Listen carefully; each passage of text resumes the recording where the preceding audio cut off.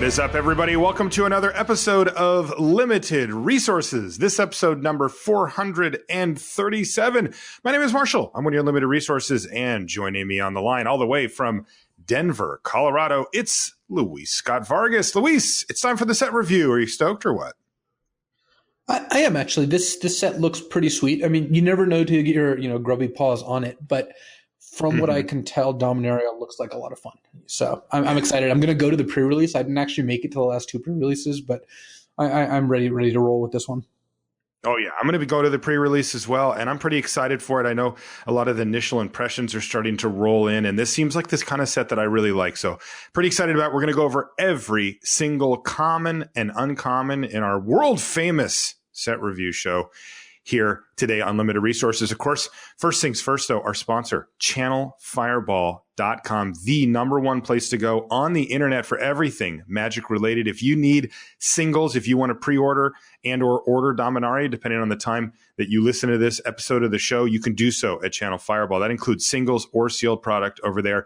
Any other set, any other stuff, they're going to have it. They're going to get it shipped out to you quickly, and they're going to stand by their product. On top of that, you can get awesome free content. That's right. Videos from some of the best Magic players in the world teaching you how to play. We know you're here to improve. We know you're here to get that edge on the competition. This is another way you can do that.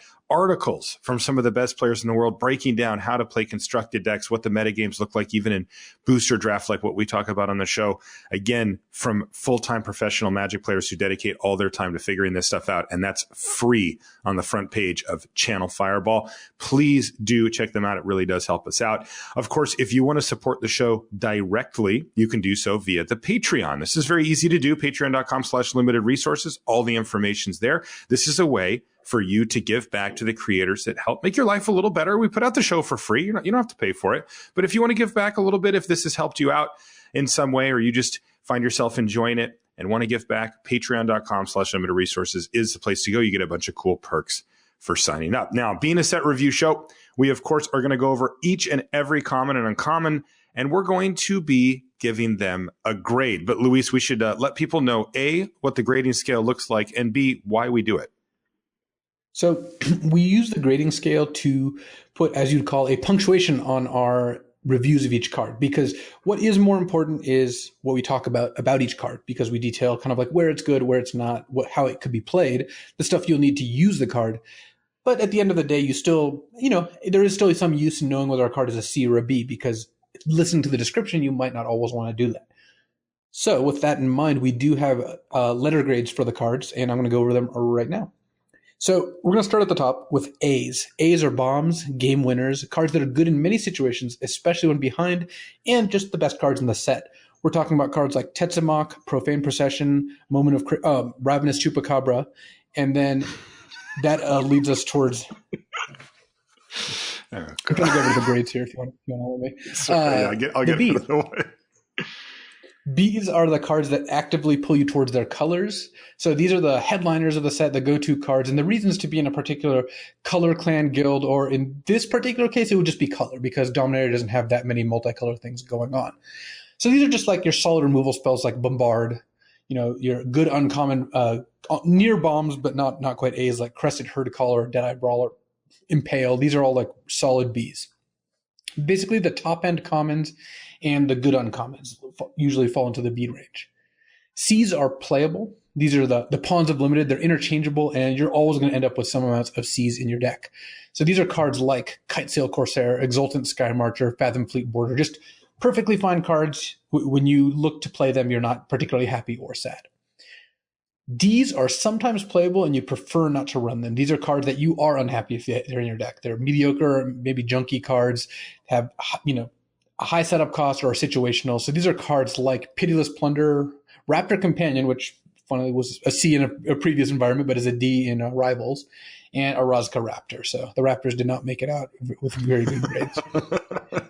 Then we have F's. F's are just virtually unplayable in virtually all scenarios. So these are just the wacky rares. Silent Gravestone, Storm the Vault, Brass's Bounty, cards like that.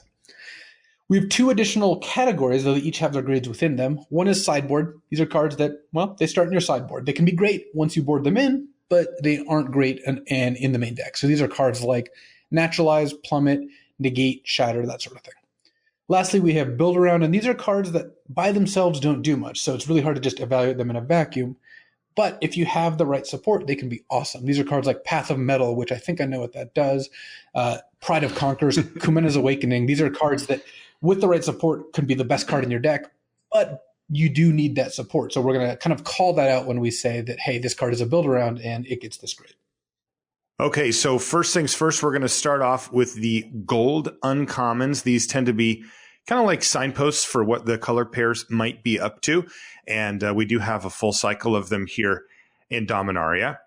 They are a little different, though. They're gold. They're legendary creatures, each of them. So keep that in mind, as that can be important for some of the strategic implications here. First one.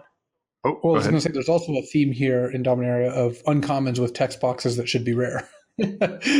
From a complexity perspective, if I had to guess in the dark, I would have guessed rare on all of these. Wow. Okay. Yeah. And is that including the fact that they're legendary, or if you took that away, would you still? Even if they weren't legendary. Because legendary almost always ends up being. Okay. All right. Let's take a look. This first one is called Adeliz the Cinderwind. And this is a 1 blue-red for a 2/2. Again, legendary creature. This one's a human wizard with flying and haste. And whenever you cast an instant or sorcery, wow, wizards you control get +1/+1 until end of turn, counting Adeliz plus any other wizards you might have. Boom.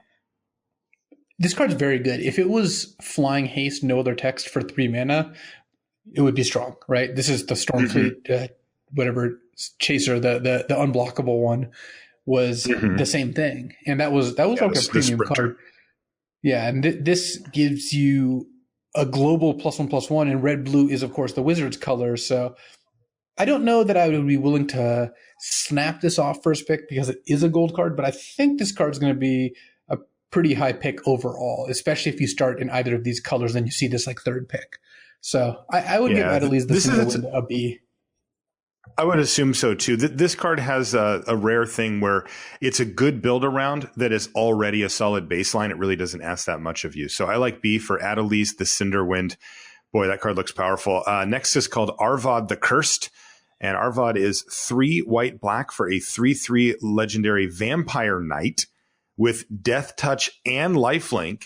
Wow. And other legendary creatures you control get +2/+2. Woo. So this card would be strong, again, without the second line of text, which is a kind of a common theme here, perhaps, where I think I would be happy to play a 3/3 Death Touch Lifelink for 5. And it's not that hard to imagine picking up a couple legendary creatures and getting a pretty solid bonus from Arvad. So once again, this is a card which I would be pretty happy to have, even if I wouldn't necessarily first pick it over a monocolor card. I think if I had 2 white cards and I saw this third pick, I'd be pretty happy to move in. So I would give Arvad the Cursed a B. Yeah, I would as well. It just seems powerful. The 3/3, you'd hope a little higher, but the fact that it plays both offense and defense so well with Death Touch and Lifelink is really a boon. So I like Arvad the Cursed at B as well. Next is Garna the Blood Flame. Garna is another 5 mana legendary creature, 3 black-red for, again, a 3/3. So similar to Arvad, but this one has flash. And when Garna the Blood Flame enters the battlefield, return to your hand all creature cards in your graveyard that were put there from anywhere this turn, and other creatures you control have haste. Wow, that's an uncommon. Yeah, Garna is a really weird card. Again, this is just a completely rare text box, but Garna the Blood Flame looks like just a solid card, right? A 3/3 flash blocker for 5, not super exciting. Other creatures you control have haste. Okay, that's pretty interesting because you can play this end of turn on 5 and then play a good 6-drop on 6.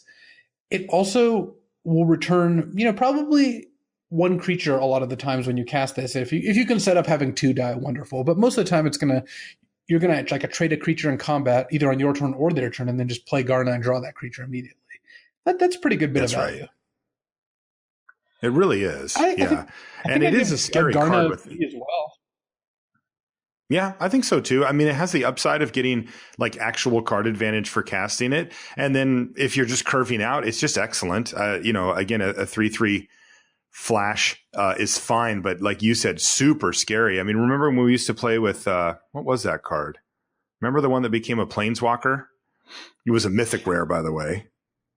Oh, Samut. Forgot what her name was. Yeah, Samut, Yes, right? Like that's the kind of card that yeah. Something or other. Yeah, and you played Samut on end step, and they're like, uh-oh. And then you played something else, and all of a sudden they were getting attacked for 1 million. Now, Garna's not quite on that level, but still very scary and really impressive. So I like B for Garna the Bloodflame. That brings us to Halar the Fire Fletcher, as in arrows. This is a 1 red-green for an Elf Archer, also legendary. A 3/3. So 3 mana, 3/3 with Trample.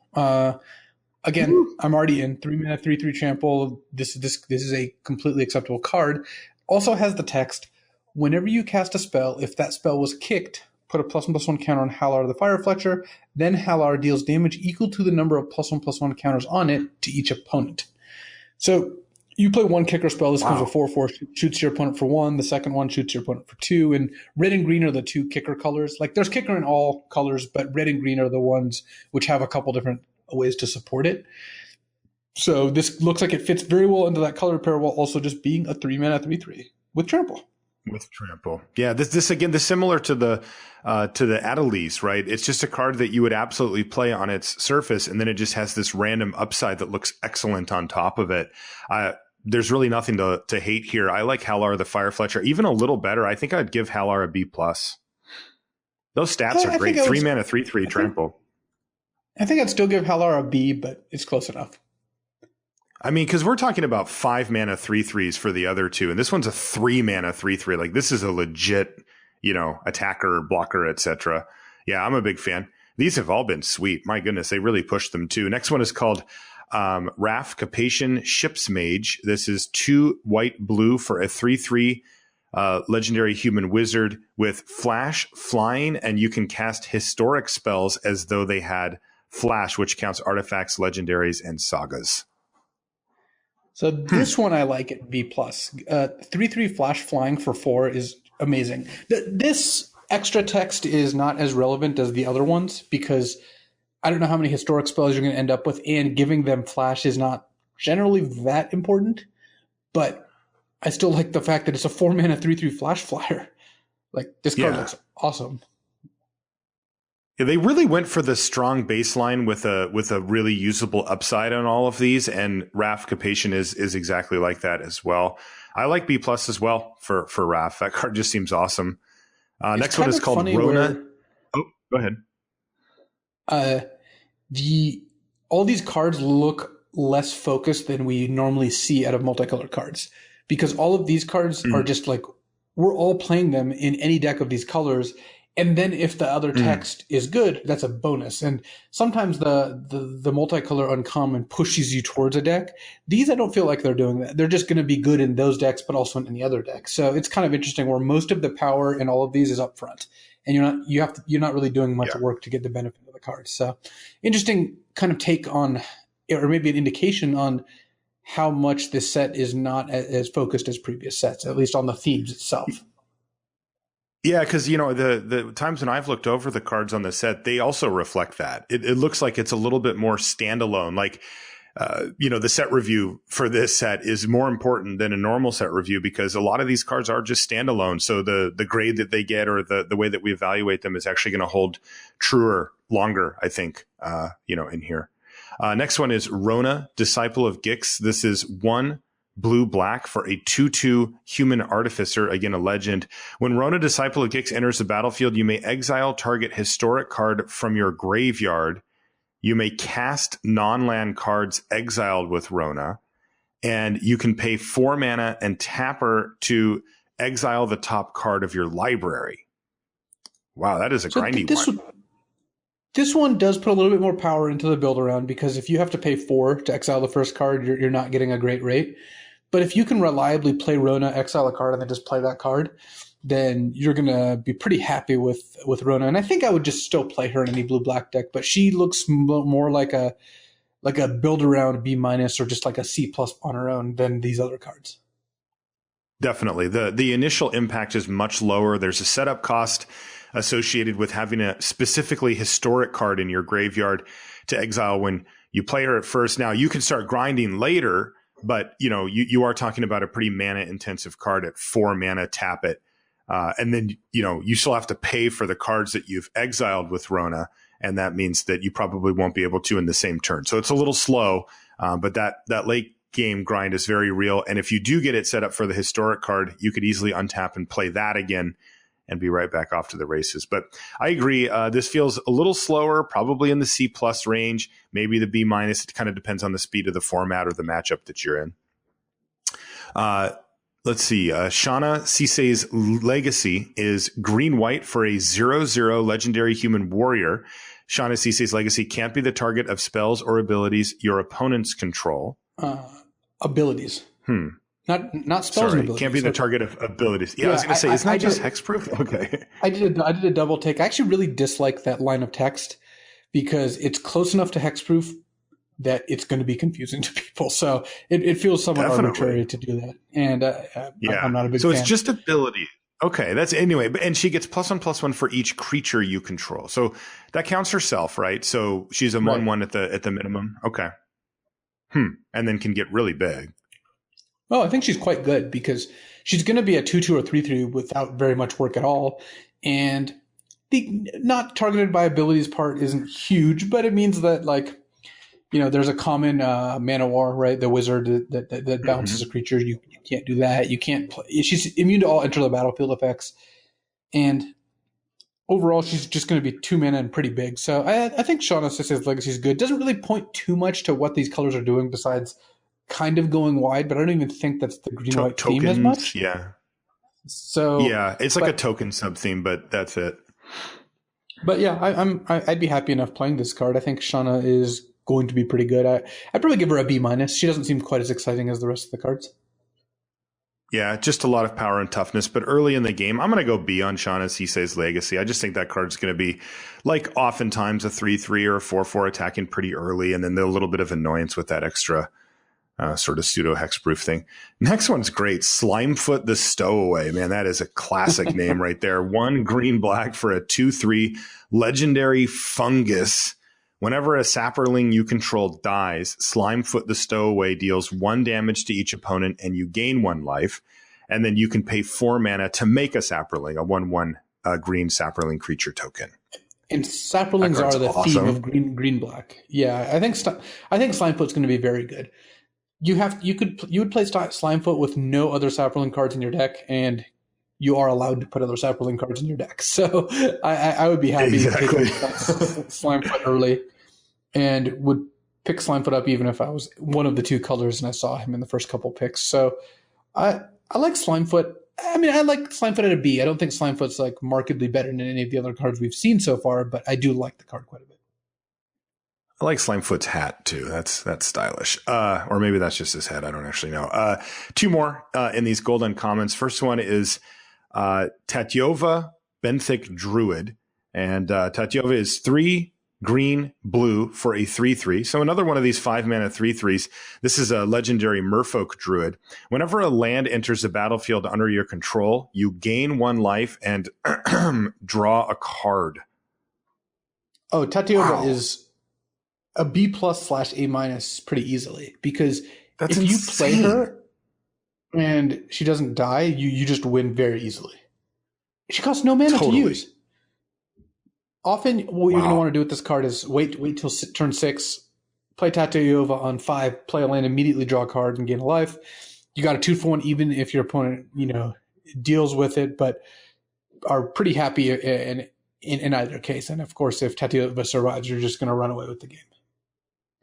Yeah, you would really prioritize that line of play, right? Like really making sure you get the card back and not exposing Tatyova to removal of whatever sort. Yes, I think that you're going to most often want to play that way. The other thing is this card's easily splashable.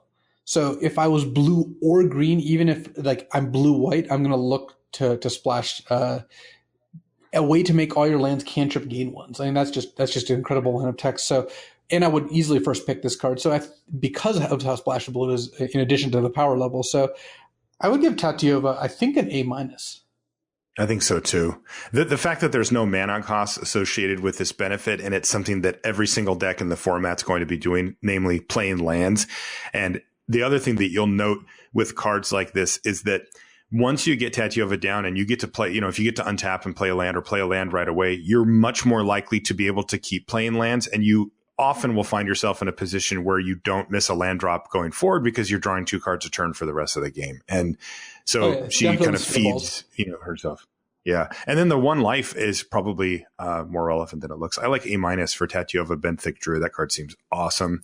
And that's an early favorite for BDM's favorite card of the set, by the way. Last gold uncommon is Tiana, Ship's Caretaker. Tiana is 3 red-white for a 3/3 legendary Angel Artificer. She has flying and first strike. So 5 mana, 3/3 flying, first strike. Whenever an aura or equipment you control is put into a graveyard from the battlefield, you may return that card to its owner's hand at the beginning of the next end step. Wow. I don't So love this takes away the risk much on auras. Yeah, the equipment part's like almost irrelevant, right? Yeah, and even with auras, you're not going to end up with tons of auras, I don't think, and you're not going to have your opponent killing your auras after you've played a 5 mana 3/3 and having that card survive seems like a bit of a stretch. So I think you'd mostly play Tiana as a 5 mana 3/3 flying first strike, which is a fine place to be, but nothing special. This looks to be the weakest of all these cards. I think I would give Tiana just a C. There's nothing special going on here. Okay. Yeah. I mean, what do you think about 5 mana 3/3 flying first strike as far as just stats go? I think that's going to be a C. It's worse than 5 mana 3/4 Scry 2, which is a common, right? So the Sure, power level yeah. of this set is pretty high. Okay, I'm going to go C+ on Tiana. I think that, if you get a really good aura going, it's going to be very difficult to beat that combo where you can just throw your creatures in and trade them off and just keep on replaying the aura. But I agree. I think that Tiana seems like the weakest of the bunch. Wow, man, you are not kidding. Those were extremely powerful cards, and they look pretty exciting. Of course, the big question when it comes to these gold cards is, are they worth a first pick? Because A, you may need fixing, and B, you're taking a big risk that you don't end up in that specific 2-color pair.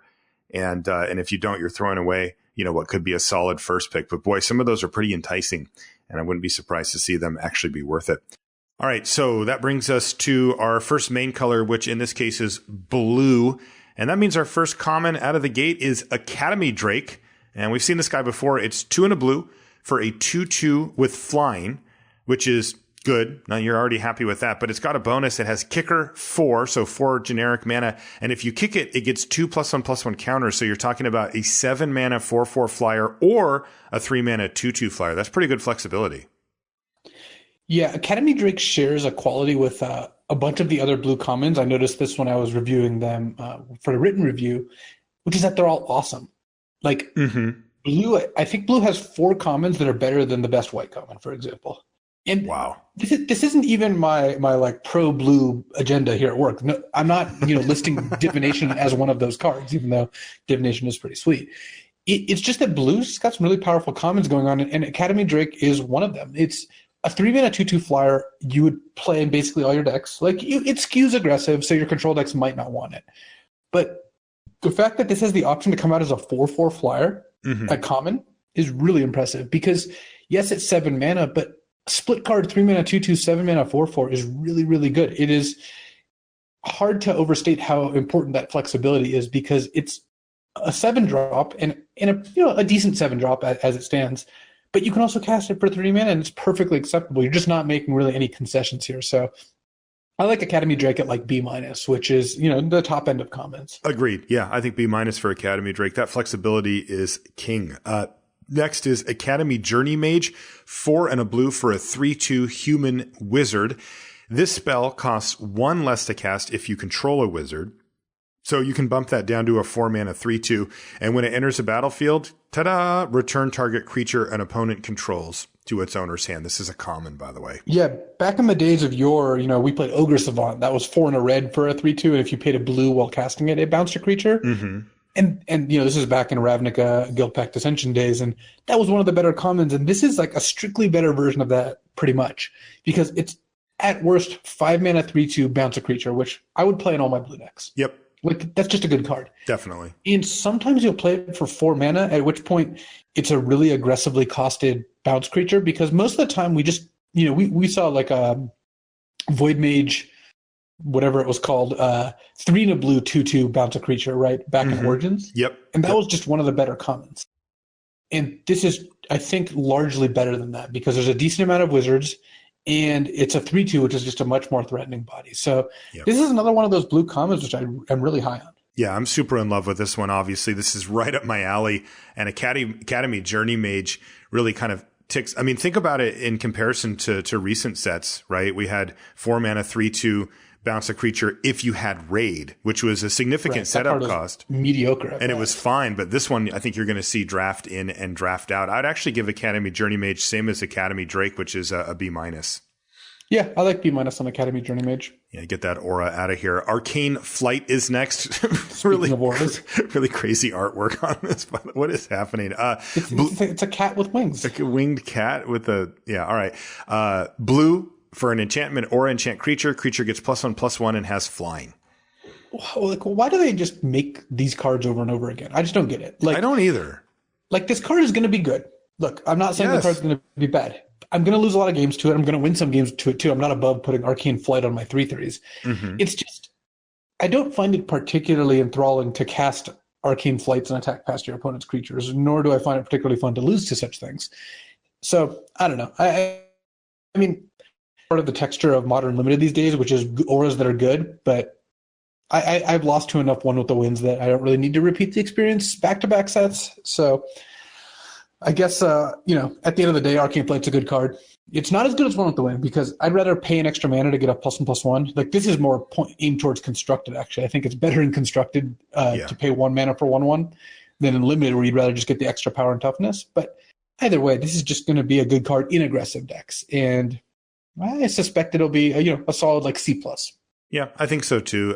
This is a lot of punch, and you don't get punished for it. You're going to be able to get in for 2 or 3 hits, and then maybe they'll get their 2 for 1, but the damage has been done.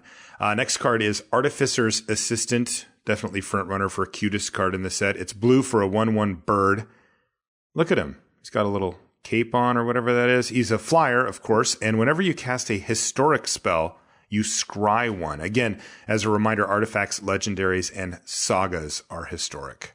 I think this is going to be the front runner for one of the more overrated cards in the set. Not because even people are going to think it's really good, but I think a lot of people are going to look at this, and this is the exact kind of 1/1 flyer for 1 that people always fall into that same trap for. Definitely. Because you would need to scry multiple times and care about a 1/1 flying for 1, and there's just not that many decks that are going to have all those pieces together. So it doesn't have enough of an impact, and you're not going to have that many historic cards. So I would give Artificer's Assistant a D. I think so too. The key to remember is that you don't always get your Artificer's Assistant on turn 1. That's the thing. Everybody's going to put this grade on this thing of, I have it on turn 1 now, how does it do? And in that case, it'll probably hold its own. But that's super easy to discount the fact that there's going to be times when you top deck this in the late game, and the fact that it's not amazing on turn 1, but merely playable or fine, means that overall this one's going to fall a bit below the grade. It's D for Artificer's Assistant, though A for the artwork. Next is called Befuddle. It's 2 and a blue for an instant. Target creature gets -4/-0 until end of turn. Draw a card. That's a common. By the way, all these cards have been common thus far. Befuddle's a solid card. It's a little expensive, and it doesn't help your creature kill a bigger creature. Like, it's not going to help your 2/2 kill a 3/3. It will get you a 2 for 1 if you run your 3/3 into their 3/3.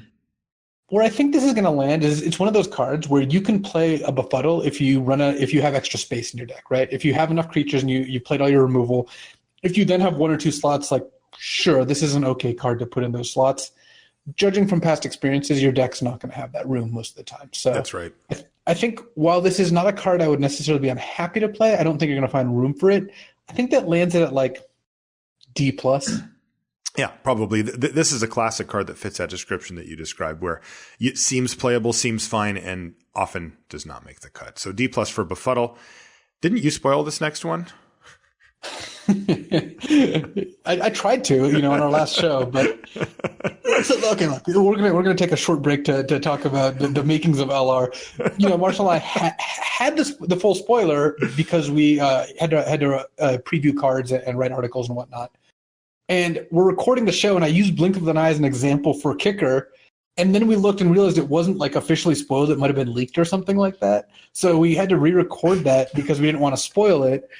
And then by the time the show went up, the whole spoiler was out, and we had just, in the blink of an eye, we had wasted our own time. But anyways, Blink of an Eye is really sweet and weird art. It's 1 in a blue. It's an instant common, and has kicker 1 in a blue. It returns target non-land permanent to its owner's hand, and if you paid the kicker, you draw a card. So it's Into the Royal. It's a functional reprint of Into the Royal, which is a card that shows up in like Modern Cube. It is a powerful card, right? I mean, I'm a big fan. Oh yeah, because where you're going to cast this probably like 80-20 with kicker, because that's right. Paying 2 to draw a card is a really good deal.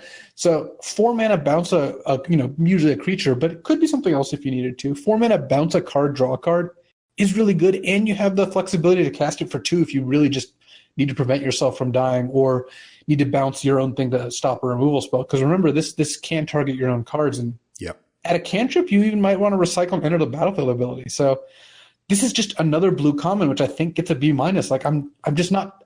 At no point am I going to stop wanting to put Blink of an Eye and Journey Mage Apprentices into my deck. No, I'm in love with Blink of an Eye. The thing that I really value highly, of course, is that this gives you cheap interaction if you need it, where you're not going to lose to your opponent playing Arcane Flight on their 2-drop or whatever, and you're sitting there on the draw, and you have a powerful hand, and they have a 2-drop, and you don't have a 2-drop, and you just sometimes run this out because you'll get the card back later. And Blink of an Eye is a great card. And like you said, I agree, by the way, 80-20-ish. Like, you really should be focusing on trying to pay the kicker, but you do what you got to do.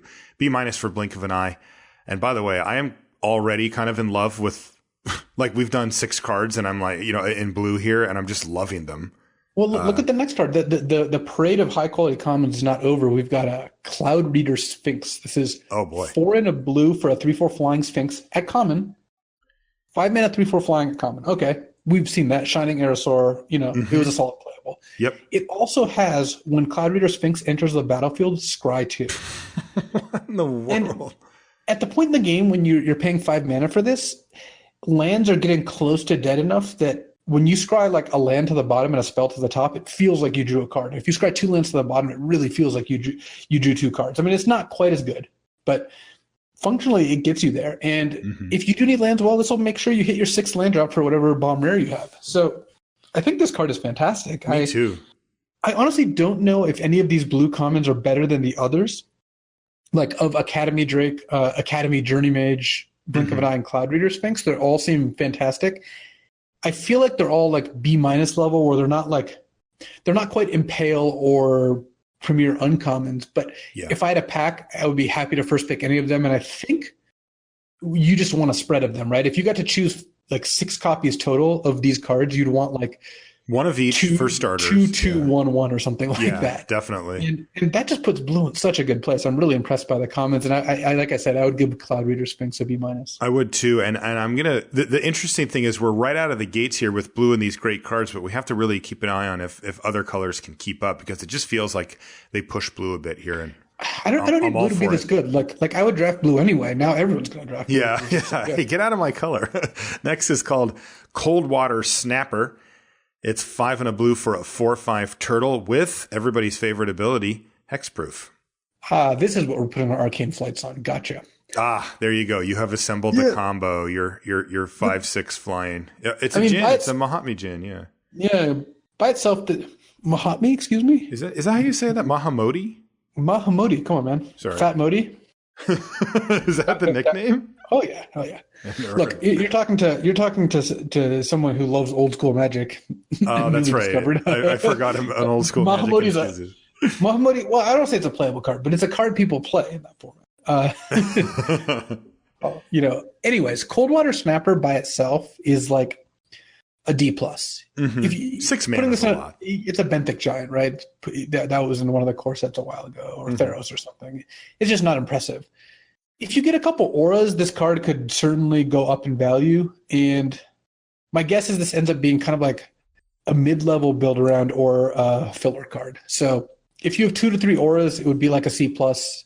If you don't, it's probably just in the like D plus range. Yeah, the 6 mana is a little bit too much. I would say D plus for Coldwater Snapper. Curator's Ward is next, is 2 and a blue for an aura. Enchants a permanent. The permanent has hexproof, and when the enchanted permanent leaves the battlefield, if it was historic, draw 2 cards. And this is an uncommon, which you can tell by squinting and looking really closely because the set symbols are really hard to parse. They are. This card is weird. I don't think it's very good. It seems bad to me. It doesn't do much on its own. Right. Paying 3 mana to get something hexproof is pretty bad. And if you put it on something good, like a legendary creature, you draw 2 cards when it dies, so you built a slow divination. This card just looks that's really bad. Playable. Yeah, I don't think this is playable. I would give Curator's Ward an F. I think so too. Curator's Ward is asking way too much. I don't care how good the card is that you're trying to protect. You're better off with just another spell that actually does something on its own. Deep Freeze is 2 and a blue for an aura. It enchants a creature. The creature has base power and toughness of 0/4. It has defender. It loses all other abilities and is a blue wall in addition to its other colors and types. So this Anything is else? it's a lot. This is an attempt at blue removal. We see this, blue removal tends to have the biggest swings, right? Sometimes we get just like great stuff like Water Knot, and other times it ends up being a little weird, like a Deep Freeze and or a Befuddle or something along those lines. Where do we have Deep Freeze? I mean, it certainly takes the card out of the equation for a Flyers deck. Yeah, I think this is not an attempt at blue removal. I think it's a successful venture into blue removal. This is another great blue common. If you're playing a deck full of Flyers, then this does lock one of their opponent's creatures out. And not only does it make it unable to attack, both by making it an 0/4 and giving it defender, it also loses abilities. Mm-hmm. This answers like, looters or stuff with cool activated abilities. So I think the biggest drawback on Deep Freeze and what's keeping it from getting a high grade as the other blue commons, the good blue commons we saw, is that something like a red-blue Wizards deck, right, that has a bunch of Academy Journeyman and is attacking on the ground isn't really going to want Deep Freeze. Because if your goal is to attack with 2/2s and 3/3s, putting this on their creature isn't really that productive. Right, they still get to block. But like a blue-white Flyers deck, this is just a 3-mana Terminate. Right. And also, I think it's worth noting that this card is a good failsafe against like an unbeatable bomb, right? Even if you are attacking on the ground, if they play some 6-mana mythic rare and you're just like, how am I ever going to beat that? This actually does take care of it, even if it's not the most elegant way to do so. Yeah, I think Deep Freeze is going to be quite good. It's a step behind the other cards, but C plus. I think it's going to be a C plus. And if you're in a Flyers deck, like it's pack 3 and you're just like deep into blue-white Flyers, this card moves up to just like a B. Yeah, definitely. I think you're right, by the way, that this is a very real removal spell. Next is another uncommon. It's called Diligent Excavator. It's 1 and a blue for a 1/3 human artificer. Whenever you cast a historic spell, again, artifacts, legendaries, and sagas, target player puts top 2 cards of their library into their graveyard.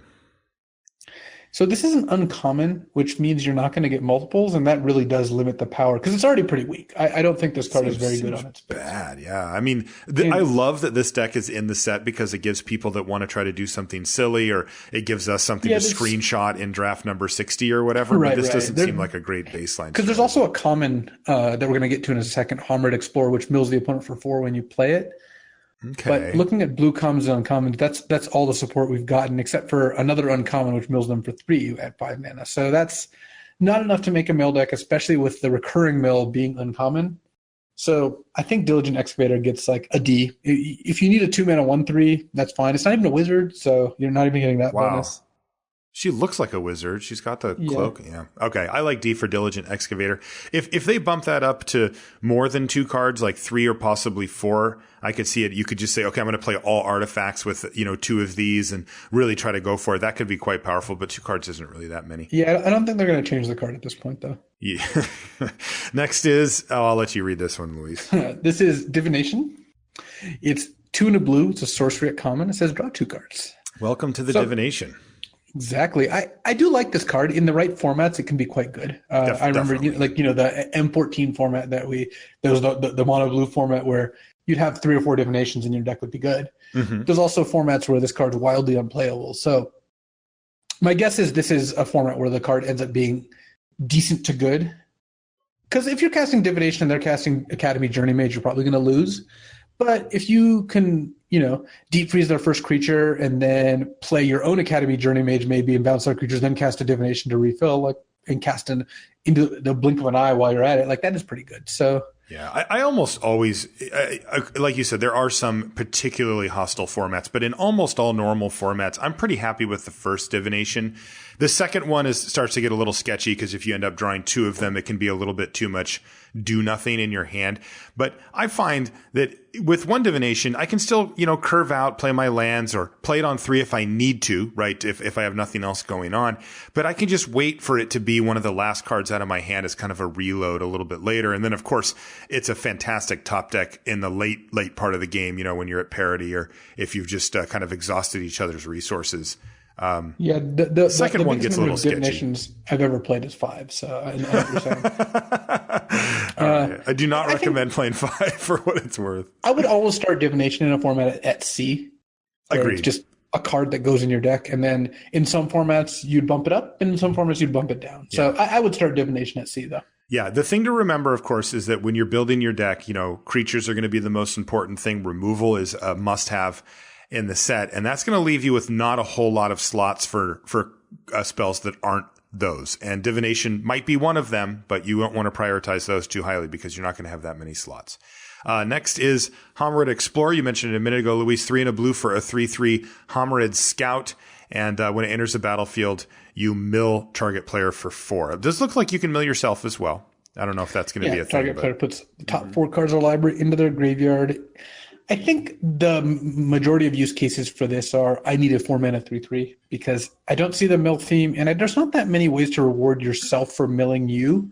Mm-hmm. There's not like a self-mill deck. I guess there's that red-black uncommon. You could mill yourself for 4 and then play this and return all creatures you milled. But that's a lot of mana. About as much of a stretch as I've ever heard in my life. Right.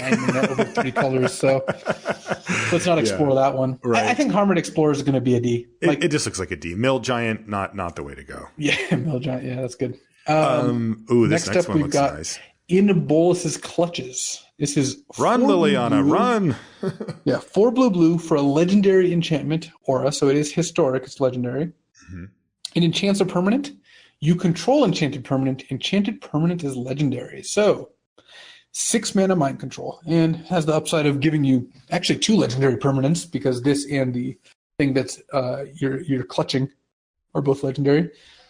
It's going to be hard for this not to be like the best, one of the best uncommons. Maybe not the literal best because there are a lot of powerful cards, but 6 mana to steal their best thing is still really good. I mean, this card when it shows up at 5 mana as mind control, it's frequently the best card in the set. Definitely, yeah. And they've stopped doing that, by the way. They realized that was a little too much. 6 mana is just not so much different that this gets downgraded too much. Maybe it's not the best card in the set or even the top 5, but it's also going to be a card I think you're going to first pick 9 out of 10 times. Yeah, it might also be one of the best cards in the set too. The card is fantastic. I would never not play it, and I would first pick it. My guess is that even at 6 mana, it's still an A. Yeah, I think it's probably like an A-, but it's still absurdly good. Like classic. This is the kind of card. One thing that does weaken this a little is looking at the fact that blue has a bunch of good common bounce spells. Okay. So if your opponent plays Blink of an Eye or Academy Journey Mage, they got the better of you. Those are both cantrip bounce spells. So yeah, you do want to watch out for that. But yeah, for the most part, I would still give In Bolus's Clutches. I would give it an A-. Okay, I'm going to go A on In Bolus's Clutches. I just can't turn down a mind control, even if it's 6. Another uncommon here is Merfolk Trickster. This is blue for a 2/2 Merfolk Wizard. It's got flash. And when it enters a battlefield, tap target creature an opponent controls. It loses all abilities until end of turn. So get something out of the way in combat is kind of what we're looking at here. Well, it's got 2 modes. One is at the beginning of their combat step, you cast this and tap their 5/5, so it doesn't attack you, right? That's like the level 1 case. Mm-hmm. The level 2 case is they attack with their 3/3 flyer. You play this, after they've declared attackers and make it so their 3/3 flyers now a 3/3 not Right. flyer and block with like your 3/4 or 2/2/2s or what have you. That seems good. So yeah, it can also like take off first strike or death touch or trample or any of those abilities. Though I guess if you're taking off trample, you might as well just tap the creature. But sure. And you can use it on your turn too to tap a creature and just attack, or you attack your 2/2 into their 2/2 first striker, and they're like, all right, block, and you trickster them. So that seems like a lot of value, and also it is aptly named. That's a pretty tricky card. Again, I think the thing that most players will overlook at first is that you can tap a tapped creature effectively. Yeah, when it's already attacking, it's still a good time to use that. Yeah. It's also a wizard, which is upside. So I would give Merfolk Trickster, I think, a B-. Okay, it's enough flexibility for you here. It's a solid little flexible 2-drop. It gets a little worse in control decks, but even then, it does let you like knock a flyer out of the sky and block it, or an unblockable creature or something. Right. Oh, I like it. Yeah, B- for Merfolk Trickster. It's a good card. Opt is back. Blue instant. Scry 1, draw a card. This is going to land exactly where the other Opt did, exactly. Which is like kind of like C+, but you won't play it that often, or because it just doesn't have that big of an effect and it's hard to use a slot on it. Yes, it's just an easy cut. That's the bottom line. It's just a card that you're probably going to say, well, I still want to have 15 creatures, or I still want to have this removal spell and this divination, and I'm just going to play divination over Opt, and off we go. It's weird because it's a fine card. Spells matter theme, like that uncommon wizard gives you a bonus when you cast spells. Sure. And there's like a red creature that you're probably not even going to play. That's like a 2/2 haste if you have 2 spells in your graveyard. So okay, so you'll be adjusting a little bit for Opt, but in general, I would expect it to still be in the C- D+ range. I would opt out more often than I'd opt in. Exactly. What does Relic Runner do? It's a 1 and a blue for a 2/1 human rogue at common, and it can't be blocked if you've cast a historic spell this turn. So you cast a historic spell in your main phase, and then you get to get in for 2. Yeah, and it's a 2-mana 2/1 on its base, but not even a wizard. I don't like this card very much. I think it's playable because 2-mana 2/1 that sometimes gets an the last 4 or 6 points of damage through in the late game is fine. Yes, but it doesn't look that exciting. So right, it's just hard to continually cast historic spells. I mean, artifacts are the easiest ones, so maybe you could have a purely historic deck that really built it out and make this into somewhat of a 2/1 unblockable, or at least a proxy for it. But that's hard to do, and you're going to want to run cards in your deck that aren't historic. So the times when you do that, you're not going to be super happy with your Relic Runner. I agree with you, though. I like the idea that it can get in or block, trade off early, and then maybe in the late game it chips in for 2, 4, maybe even 6 damage if the board stalls out, and that can be pretty good. Yeah, I think it's a playable card, but not one that I'm excited about. Yeah, agreed. C? I think I give Relic Runner a C-. Okay, C- for Relic Runner. What does Rescue do? And how is this? Is this a reprint or something? It is. It's a reprint from like Urza's Destiny. Destiny. Yeah, you're right. It is blue for an instant, and at common it says return target permanent you control to its owner's hand. So this is your sideboard tech for strictly a sideboard card. Clutches? Oh yeah, it stops in Bolus's clutches, though it's permanent you control, so you have to have it when they cast clutches. Later in the game, it won't do it. Wow, it's not a permanent you own. Interesting. No. So I think it is a fine sideboard card, and you could even board it against removal, though that's not all that great. Basically, unless I'm casting it on exactly Bolus's clutches, I feel like I'm not going to be that excited about it. So no, yeah, this is not a good card. It's like a sideboard like D. Yeah, sideboard D. If you're thinking about running a rescue in your deck, think again. This is not the type of thing you want to do. Extremely situational. Yes, anybody can come up with scenarios where you could get some value from it, but your average case is going to be you're going to be unhappy with rescue, and you're going to want a card that's more proactive than that. Next one's called Sage of Latnam. It is 1 and a blue for a 1/2 human artificer at uncommon. You tap it and sacrifice an artifact. That's the cost. And the payoff, draw a card. It's actually a reprint from Antiquities. Kind of funny. Wow, this really? Is, dang. Mm-hmm. That guy. I just looked up the picture of the old dude with the long beard. I remember that. Yeah. He shaved. This card's quite bad. There's just not enough artifacts. Like you really aren't going to end up with tons of artifacts in your deck. Like this is not an artifact set where there's like an incredibly high density of artifacts. So I think, and it's a 2-mana 1/2. You're already down a card on that. So I think this looks like an F to me. I really don't see a reason I would run this card. Yeah, it does seem like a really high setup cost. And how is it not a wizard? That is just... Well, it's an artificer. It's literally an artificer. Yeah. Deals with artifacts. I guess it does deal with artifacts. All right, so we're going to give F plus, just a low grade for Sage of Latinam. Just give Sage of Latinam an F. Poor guy. Sentinel of the Pearl Trident is 4 and a blue for a 3/3 Merfolk soldier at uncommon. It's got flash, and when it enters the battlefield, you may exile target historic permanent you control. If you do, return that card to the battlefield under its owner's control at the beginning of the next end step. So you get to re-trigger stuff. Oh, this could get interesting. Yeah, I could see that. Get a saga on its second chapter and... Yeah, I think it's mostly for sagas because... Mm-hmm.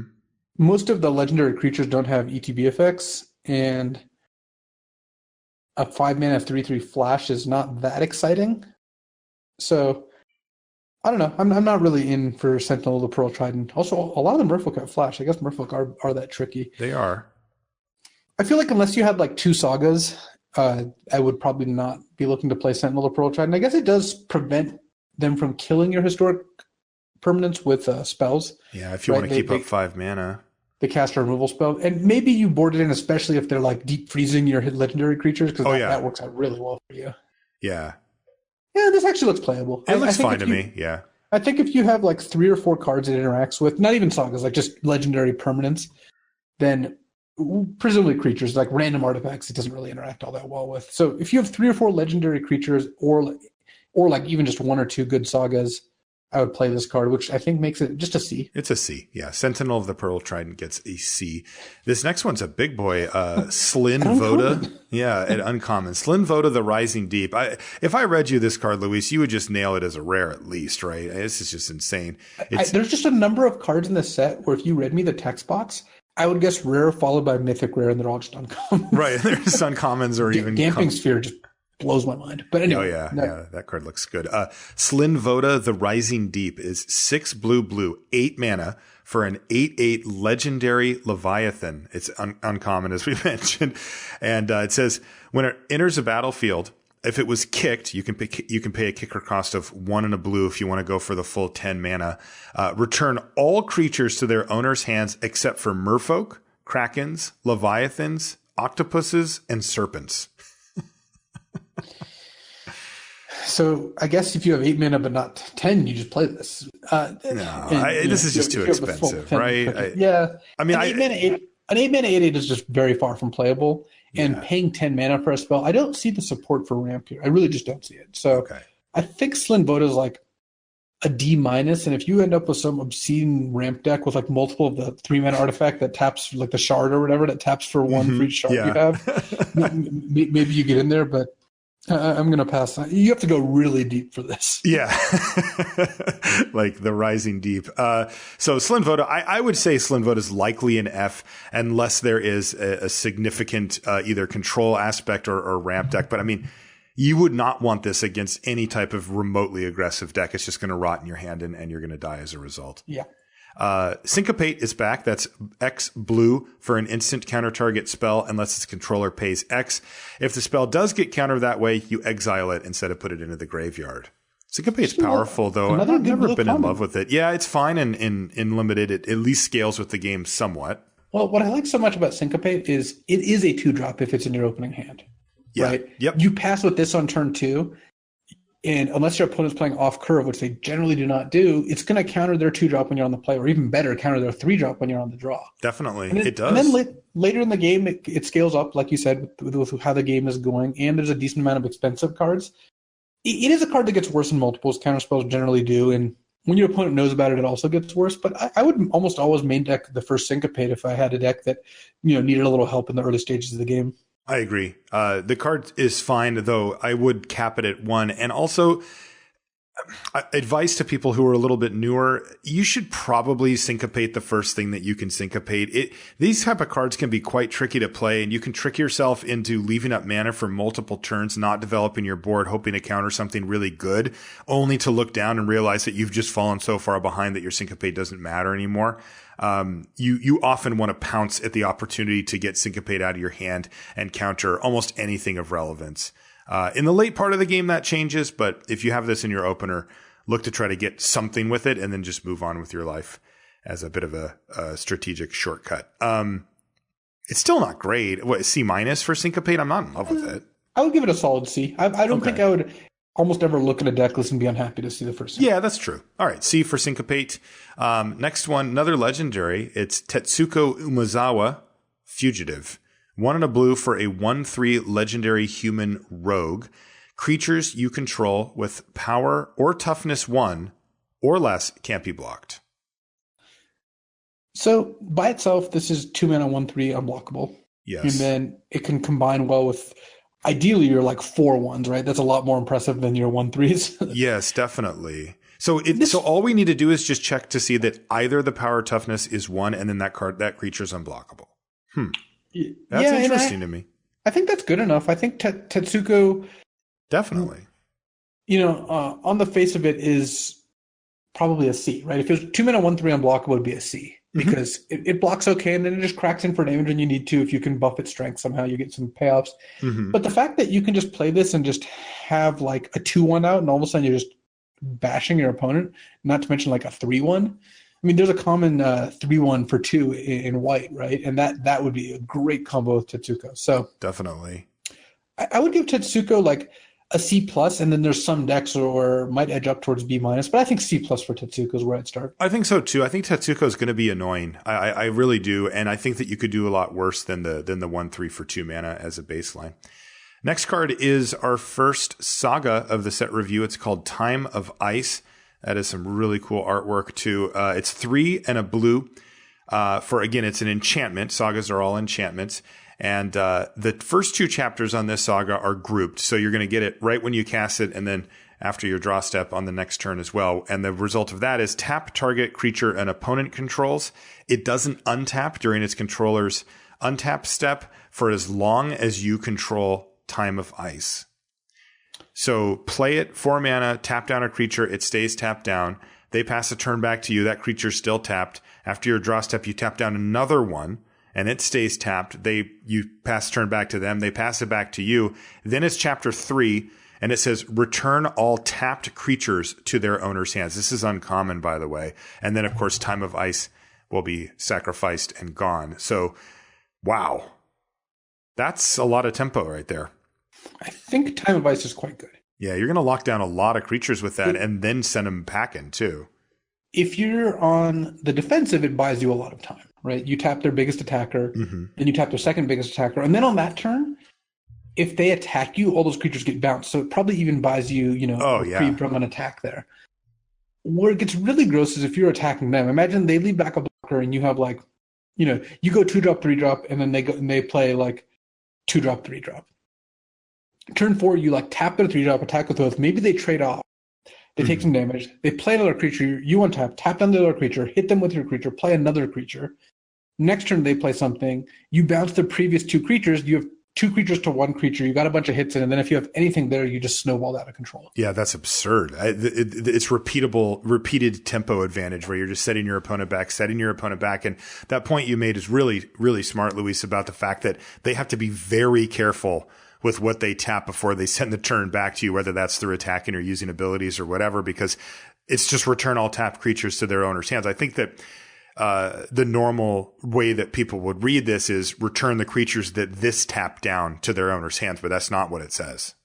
Yeah, you could also get really clever if you wanted and trigger on the stack, play your Merfolk Trickster and tap one of their creatures to return it, or tap one of your own creatures for some ability and then return it if you want to bounce your own creature. That's a little trickier. Right. And that is an important thing to note here, is that it will do the same for yours, though it's unlikely that your creatures are tapped at this point because it's the beginning of your first main phase. You've just had your untap step. But still, if you do for some reason have a tapped creature, it is going back to your hand too. So where do we grade Time of Ice? Because I think in a control deck, you're not really going to want this. It looks like it's good in mid-range and really good in aggro. I agree. I think that the blue-white decks that we were talking about earlier probably want it. The wizard decks probably want it. Maybe blue-black isn't quite as excited about it. I'm going to give it a pretty high grade. I just, having read the sagas and just sort of gone through it in my head, I just feel like they're really going to add a lot to a game. in your favor. And even though this isn't like, 3 pieces of removal or whatever, I just feel like the impact is going to be high. So I'm going to go B on Time of Ice, but you do need to be a little picky about which deck it goes in, because as Louise said, if you're a control deck, yes, it buys you a lot of time, but it's also costing you a card to do so. And that kind of transaction tends to not be worth it. But boy, in blue-white flyers, I don't see how you can lose if you cast this with any type of normal curve out. Same thing with the red-blue Wizards deck. You're just locking your opponent down for the next 3 turns or whatever. And it's going to be really difficult for them to come back from that. Yeah, I have Time of Ice at B as well, with the caveat that you probably shouldn't end up like really hard control. Yeah. Next is Tolarian Scholar, 2 and a blue for a 2/3. It's a human wizard. It's common. It has no rules text. I have a vanilla 2/3 for the 3. Only thing saving this from an F grade is that Wizards deck might be so hard up for Wizards they'll play this, but even then the payoffs aren't so good. So I think it's a D, right? It's like a D minus. Yeah, I mean, it's a card that you don't want in your deck, but occasionally will sneak in there. Yeah. This could be a front runner for begrudgingly playable, if the Wizards deck ends up being enough of an incentive. So D minus for Tolarian Scholar. Next is Unwind. It's 2 and a blue for an instant. At common, it says counter target non-creature spell, untap up to 3 lands. This is a sideboard card. It is, I think, worse than Negate on balance because unless you're casting it on your turn, untapping 3 lands is rarely going to do much for you. Casting it on their turn and untapping 3 lands is like, well, I kind of wasted this mana already. I don't have another instant to play. Right. So it's a sideboard card. It's a fine sideboard card, but nothing special. I would give Unwind like a sideboard C. Yeah, sideboard C. You can counter some sagas or some stuff like that. Next is called Vidalian Arcanist. Would you say Arcanist? Arcanist. Arcanist. Okay. No, Arcanist. Arcanist. All right. You usually know these things. 1 and a blue for a 1/3 Merfolk Wizard at common. I would usually tell you the truth too. It taps to add colorless, and you can spend this mana only to cast an instant or sorcery spell. Ooh, I like this card. It looks like it goes in a cool direction. I don't think the card's particularly good. Okay. Because most of the time you're not going to get that much value out of it. It doesn't let you really curve out, even though it lets you cast your syncopates and divinations and blink of an eyes and all that. But it's also like an early blocker. And it's a wizard, though it doesn't really fit with the aggressive wizard deck all that well. Yeah. My guess is Vodalian Arcanist is like... Wow, Vodalian we're on now? That's the third option. What do you mean? Well, we started off with Vidalian. I think it's Vodalian. Oh, it's Vodalian. And then are we on Arcanist or Arcanist? Yeah, it's Vodalian Arcanist. Okay, I'm on board. I would play Vodalian Arcanist in crying out loud. It's not good, right? Isn't this card just like a D? No, it looks like it's like a D/C. In C in the deck that has 3 divinations, 2 blink of an eyes, and a syncopate and whatever. Yeah, you'll play this card and it'll actually be fine. Definitely, yeah. So, but I think it's largely a D. And basically, if you want Vodalian Arcanist, then probably you'll get it, and as many as you want, many Vodalian Arcanists as you can get. It's a D. Next is Weight of Memory, which is 3 blue for a sorcery at uncommon. It says draw 3 cards, target player mills for 3. Well, this card I like with the Vodalian Arcanist. There you go. It's a sorcery. You can cast it for cheap. The mill probably not super relevant, but 5 mana draw 3. 5 mana draw 3 is fine. It's on balance, I think, worse than divination. Yeah, I agree. Like 3 mana draw 2 helps you hit your 4th land drop. Right. Weight of Memory really doesn't help you unless the game's already kind of like progressed and you've stabilized, that sort of thing. Yeah, and then it is fantastic. I mean, that is the best thing you can do. But yeah, this is mediocre card draw. I think I would give Weight of Memory like, if the format shakes out to be slow, it's going to end up being like a C+. Yeah, I want one of these in my blue decks. Most of the time, I think this is going to be like a C-, though. Yeah, that's what I was thinking too for Weight of Memory. C-. Last blue card is called Wizard's Retort. It is 1 blue for an instant at uncommon. It says this spell costs 1 less to cast if you control a wizard. Counter target spell. Counter spell's back. Yeah, I'm not super high on this. Okay. It's just still a counterspell unlimited, which is just not great. And yes, you save a mana every now and then, but I don't think that's like a build run nor a huge reward.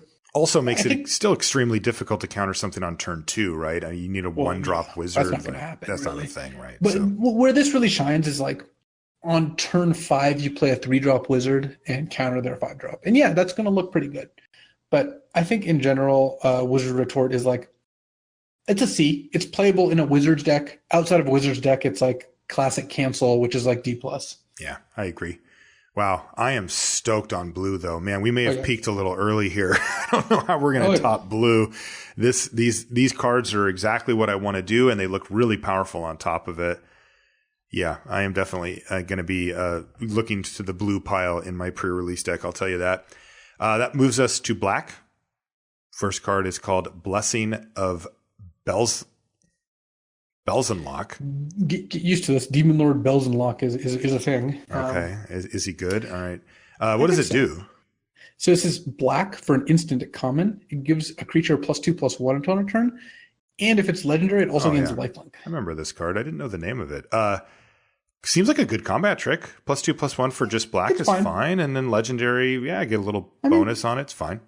I think this is a C. Sure. You're not going to be, if you have no legendary creatures, it's probably like a C-. But it's still just like a cheap little trick. So not a whole lot to say here. It doesn't. You might want to side this out if the way the combat's looking, they outpace your toughness by 2 a lot of the time. But if you have a lot of similarly sized creatures, this will do the trick. Yeah. So C for Blessing of Belzenlock. Cabal Evangel is next. 1 and a black for a 2/2 human cleric. That's a common, and it has no rules text.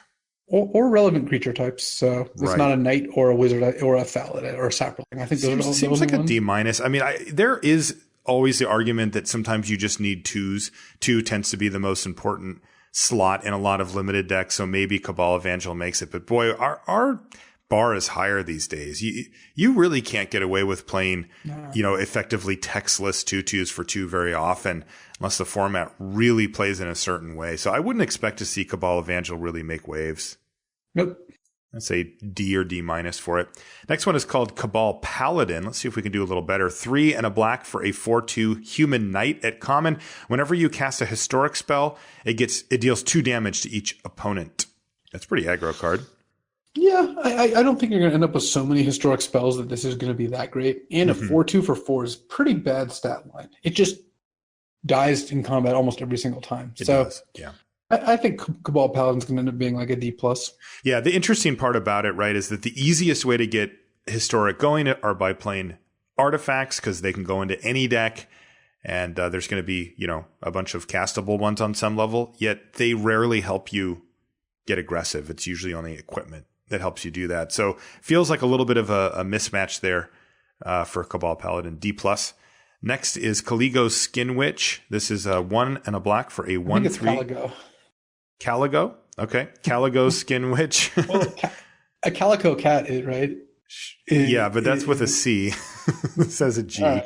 1 and a black for a 1/3. The official pronunciation guide. I don't have it. They haven't sent it to me, obviously, or I wouldn't be flubbing all of these. Will you just tell us what the card does? Yeah, I will. It's 1 and a black for a 1/3 human wizard at common. It's got kicker for 3 and a black. When it enters the battlefield, if it was kicked, each opponent discards 2 cards. 6 mana, 1/3 to make them discard 2, or you can just run it out as a 1/3 on 2 mana. 6 mana, 1/3 with a mind rat attached is pretty sweet. It's also a wizard, for the things that care about that. I mean, it's a 1/3. Couldn't it give us a +1/+1 counter or something? This does a good job of grinding them out. I think this card is going to be a little underrated. I don't think it's great. I think it's like a C+, but it's also the kind of card when you play against me and I have like 2 and you're playing a slow deck, I'm just going to get you. Oh, I know. I'm going to get God. This is an early grown test, front runner. Yeah, it's just a good bit of value, especially if you can like play this, make them discard 2, chump block with it, then return it to your hand with some sort of graveyard effect, and then replay it, and you just end up really getting a lot of value. Or you just use blink of an eye and like bounce it, end of turn, draw a card, untaps, replay it, make them discard 2 more. Like there's a lot of things you can do with this. You really are a dreamer, man. That is. Wait a minute, we found a home for the rescue. Yeah. Well, it also works the other direction where you have this in play, or in your hand rather, and they have 1 card in their hand. And on your turn, you bounce one of their creatures, draw a card, and then play this to get their last 2 cards. Oh, there you go. I like that. I think the Skin Witch is going to end up being a C+, and it's the kind of card that I'd want to sideboard up to like 3 against a control deck. So definitely, I will often have like 1 of these in my main deck and 1 or 2 in my sideboard. Yeah, we somehow have found a 6-mana 1/3 that's a finisher for that type of matchup. It's got a good effect. So. All right, so C+ for Caligo Skinwitch, or whatever it's called. Cast down. It's Caligo Skynwitch. What about cast down? It's a 1 and a black. It's an instant uncommon. Destroy target non-legendary creature. That seems good. This card is strong. I actually wonder if it has like modern implications, but that is neither here nor there. In this format, it's going to kill, first of all, enough stuff that you're always taking it, right? We can nail this down like a B+ just to kick things off. Right off the bat, yeah. The annoying thing is sometimes it won't be able to kill their best creature. Sometimes their best creature is going to be legendary, and you just won't be able to kill it. But that's a minor drawback for a 2-mana kill spell, and yeah, you're not really going to turn this down. So I would give it a B+. I mean, we did just cover 10 uncommon legendary creatures that are all worth killing. So yeah, it is a downside, but I like B+ for cast down as well. Next is called Chainer's Torment. It is a saga. It's 3 and a black. And once again, the first 2 chapters are grouped. So the one that enters the battlefield and your first turn. Chainer's Torment deals 2 damage to each opponent, and you gain 2 life. That doesn't seem great. But what about chapter 3? You get an XX black nightmare horror creature token, where X is half of your life total rounded up. It deals X damage to you. All right, so let's walk through this, Luis. We're on, let's say, 14 life. You play Chainer's Torment. You drain them for 2. You're at 16. On your next turn, you drain them for 2 again. Let's say you're at 18, and then you take some damage. You're back down to 15 or 14 or whatever. Then on the third one, let's say you're at 14, you get a 7/7, but you lose half your life. And that also assumes they don't really hit you in the intervening turns, right? Yeah, well, I had us taking 3 in there. Yeah, but that's not. You're not getting if you're behind, killed. It's pretty bad. Totally. Like this seems really sketchy to me. Like it doesn't affect the board at all until the third one, and even then it whacks you. I don't think I'm a fan. If you're completely stable, maybe this makes like a 10-10, right? You go drain you. I go back 20. You haven't been attacking me. I get a 10-10.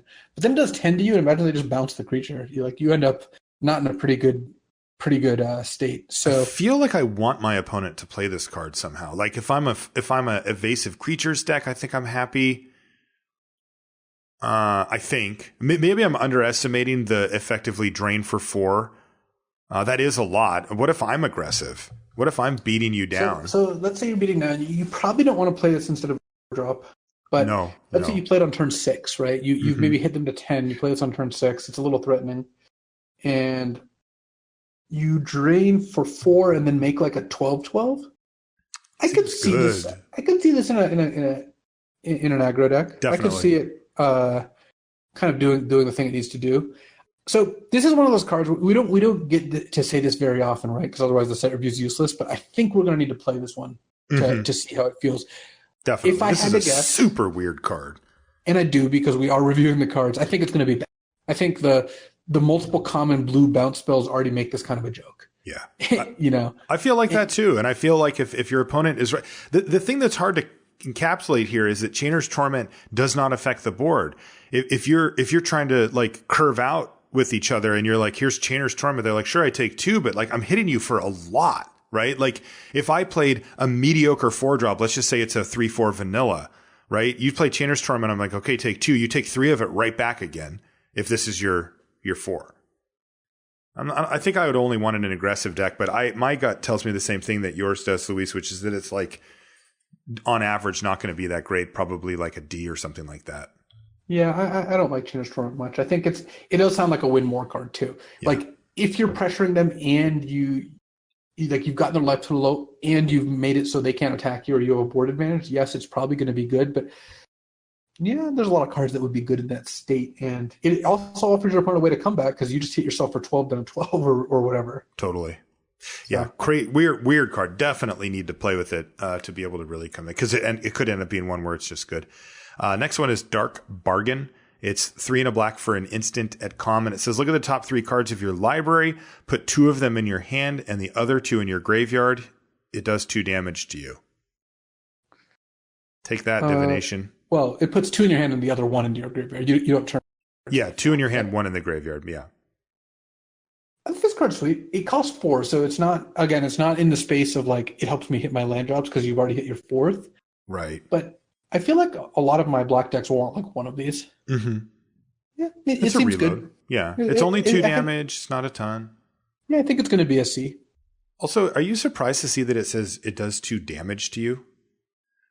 Instead of you losing 2 life? Yeah, like this is a black that's card. a little weird. What is up with that?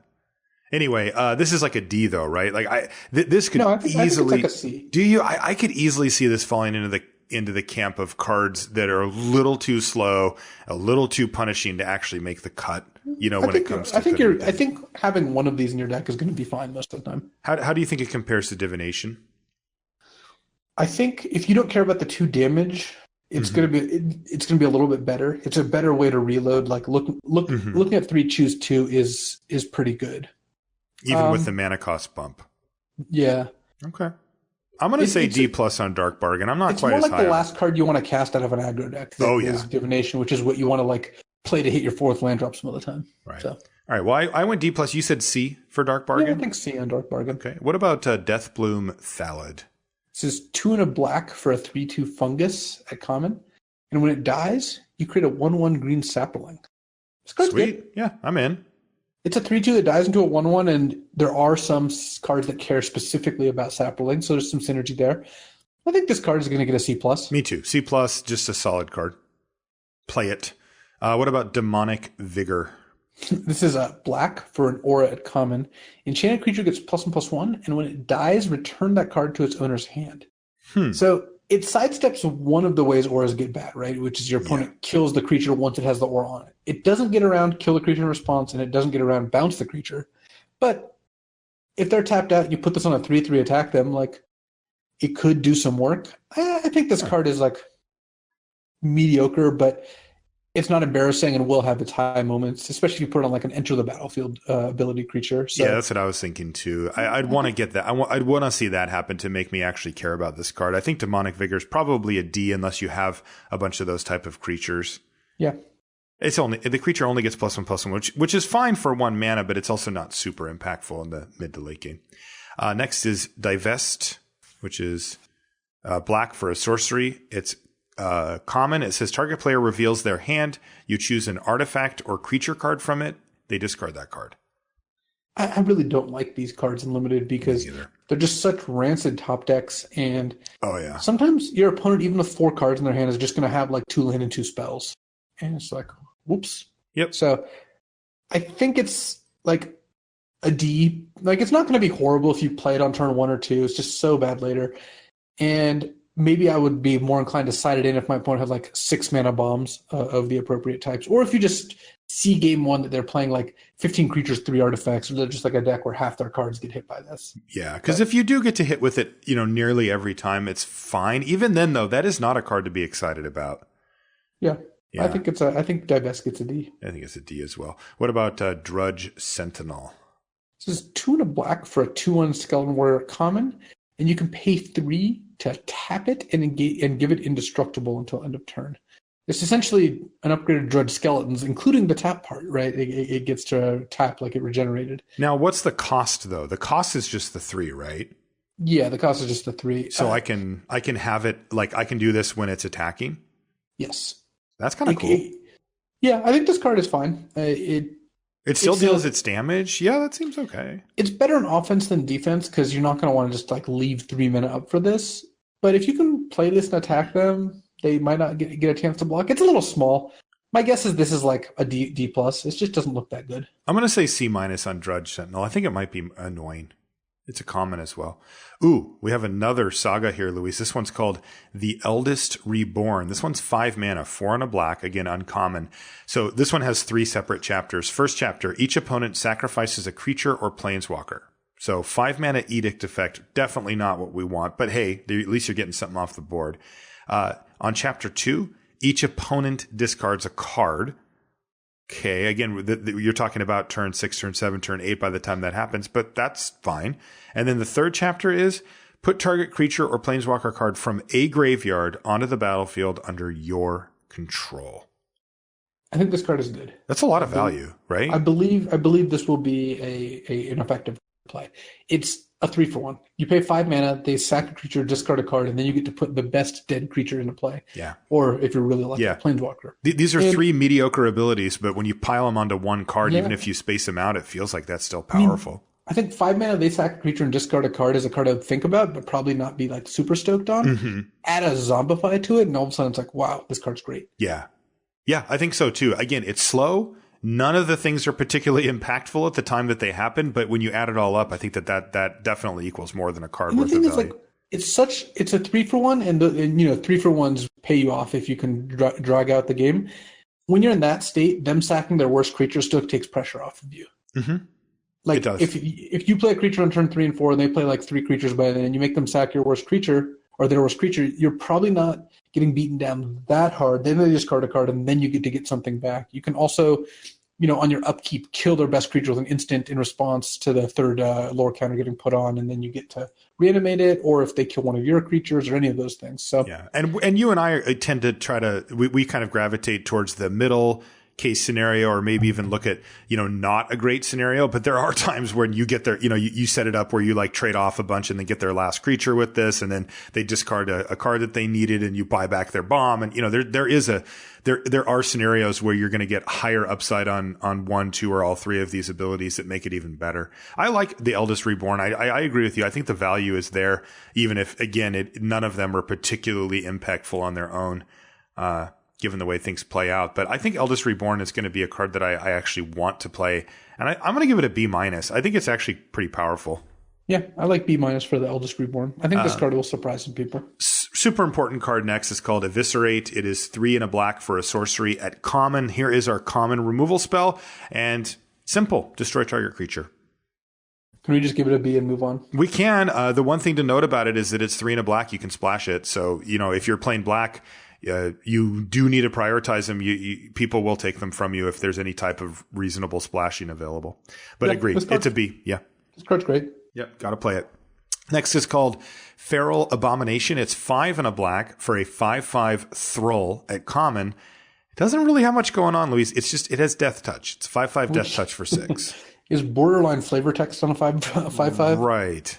I mean, and it's a Thrall. Like what? That doesn't really matter. Right. Like what is that about? Yeah. Unless you're combining your Ebon Praetor with this.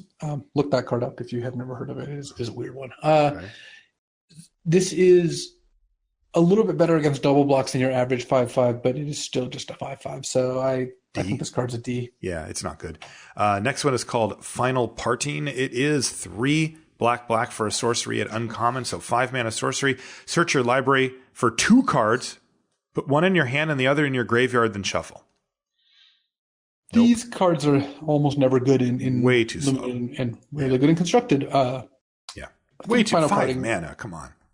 I think it's an F. I just don't think you're going to get enough value out of it. I do too. I could see you bringing it out of the sideboard in matchups or something. Your best card is not that much better than everything else that you're going to spend 5 mana and not affect the board just to find it and still have to cast it. So right. This next card is ridiculous. It's a fungus with a fungal infection somehow. Didn't think that could happen, but it's called fungal infection. It's black for an instant common.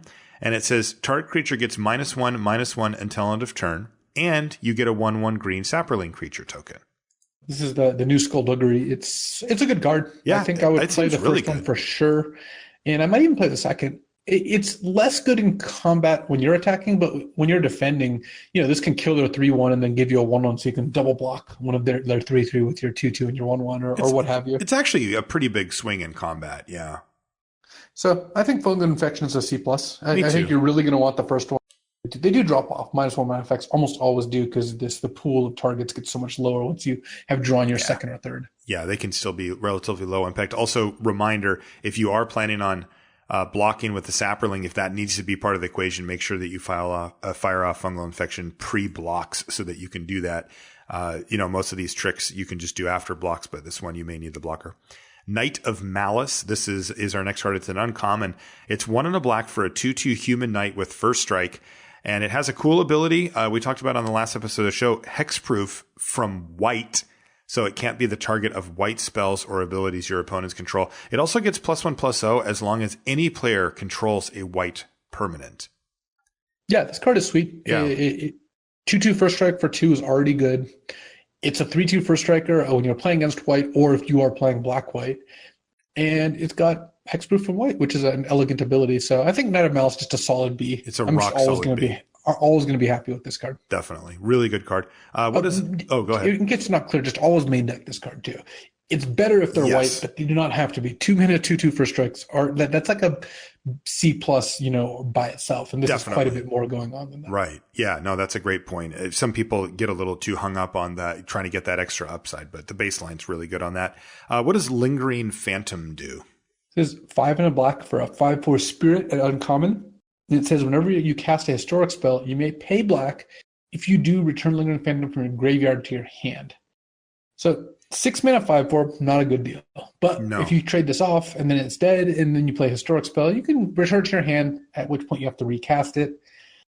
It seems really matchup dependent. There's decks, like I can imagine drafting a deck that sees this card and is like, wow, I cannot win. My hand has 2 eviscerates and, a fungal infection. And it's just like, wow, I'm never going to beat this. But most aggro decks are like, I will let you have as many Lingering Phantoms as you want. Definitely. It is because of the stats aren't particularly it's just well statted. So slow, 6 mana 5/4. I think this is going to end up being like a C level finisher, but some decks are going to want a way to close out the game, and this is a good way. Also, if there is a self-mill deck, maybe it tries to mill Lingering Phantom or discard it to an effect and then get it back. That's pretty good. That's interesting. Yeah, like a blue-black version.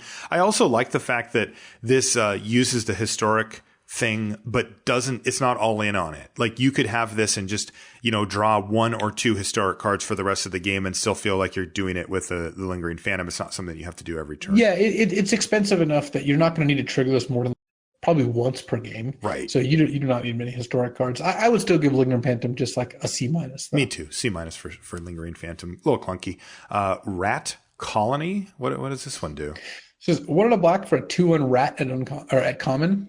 It gets +1/+0 for each other rat you control, and a deck can have any number of cards named Rat Colony. Side note, in Limited, every card has this text. That's right. Yeah. So but their toughness does not change under any circumstance. This is essentially a 2-mana 2/1 vanilla, and I don't even want multiples of this. This looks like a D. Right. That's the problem, is that the thing that you're incentivized to do leads you down a route that you probably just don't want to go. So D for Rat Colony. Though, do it. I mean, somebody do it. Make a 8/8 rat or 8/1 rat or whatever. Settle the Score. Good name. 2 black for a sorcery. It's uncommon. It says exile target creature. Put 2 loyalty counters on a planeswalker you control. So for our purposes, that second line of text is pretty irrelevant. But exile a creature for 2 black at sorcery speed, I'd play that. I think it's largely worse than Eviscerate, but still, it's still a B. Like the difference between the two is not great. Like there's even some decks where you'd rather have this against like their own Lingering Phantom or whatever, and the casting cost isn't that big of a deal. So yeah, Settle the Score gets a B, and if you ever get to put 2 counters on a planeswalker, good for you, I guess. Yeah, then send the screenshot our way. Next is Soul Salvage. It's 2 and a black for a sorcery. At common, return up to 2 target creature cards from your graveyard to your hand. This is a worse Wander in Death, but is still not a bad card. There's some pretty high quality creatures in this set, and a decent amount of creatures with like, enter the battlefield abilities or death abilities. So I am starting to wonder about like the blue-black self-mill here with the Lingering Phantom and Soul Salvage. Build Your Own Divination is just not that exciting. Yeah. But yeah, that's true. I'm going to play the first Soul Salvage, and I think like about half my black decks, maybe a little bit more. So that makes me. I think that's a little high. I think I'm probably going to play it like maybe a quarter of the time. All right. It is up to 2, so you can just use it to get a creature back. Of course, you're not really happy in that scenario, but I'm going to give Soul Salvage a D. I think it's going to be like a C-. Okay. All right. We'll see. Well, this, of course, depends a lot on how often creatures are going to yard and how grindy the format is. Next is Stronghold Confessor. This is black for a 1/1 human cleric. It's got kicker of 3 mana. It has menace. So 1 mana, 1/1 menace. But if you kick it, it enters the battlefield with 2 +1/+1 counters on it. So now you've got a 1 mana 1/1 menace or a 4 mana 3/3 with menace. That's good. Yeah, Stronghold Confessor is great. Going back to Blink of an Eye, I think this is closer to like 90-10. Like you're going to kick this almost the entire time because 1 mana 1/1 menace is just not that exciting unless you really need a creature for some reason. Yeah, but if you have 4 mana 3/3 menace is pretty sweet. So. Yeah, definitely. I like Stronghold Confessor. I think it's a solid C. It might be a C plus, but like you said, the fact that it's so heavily skewed towards effectively being a 4 mana 3/3 with menace means that that flexibility isn't quite as powerful if you don't use it that often. So it's probably just like a C. Yeah, I would give Stronghold Confessor a C. I would not. I want to give it a C plus, but I think you're right about how often. There.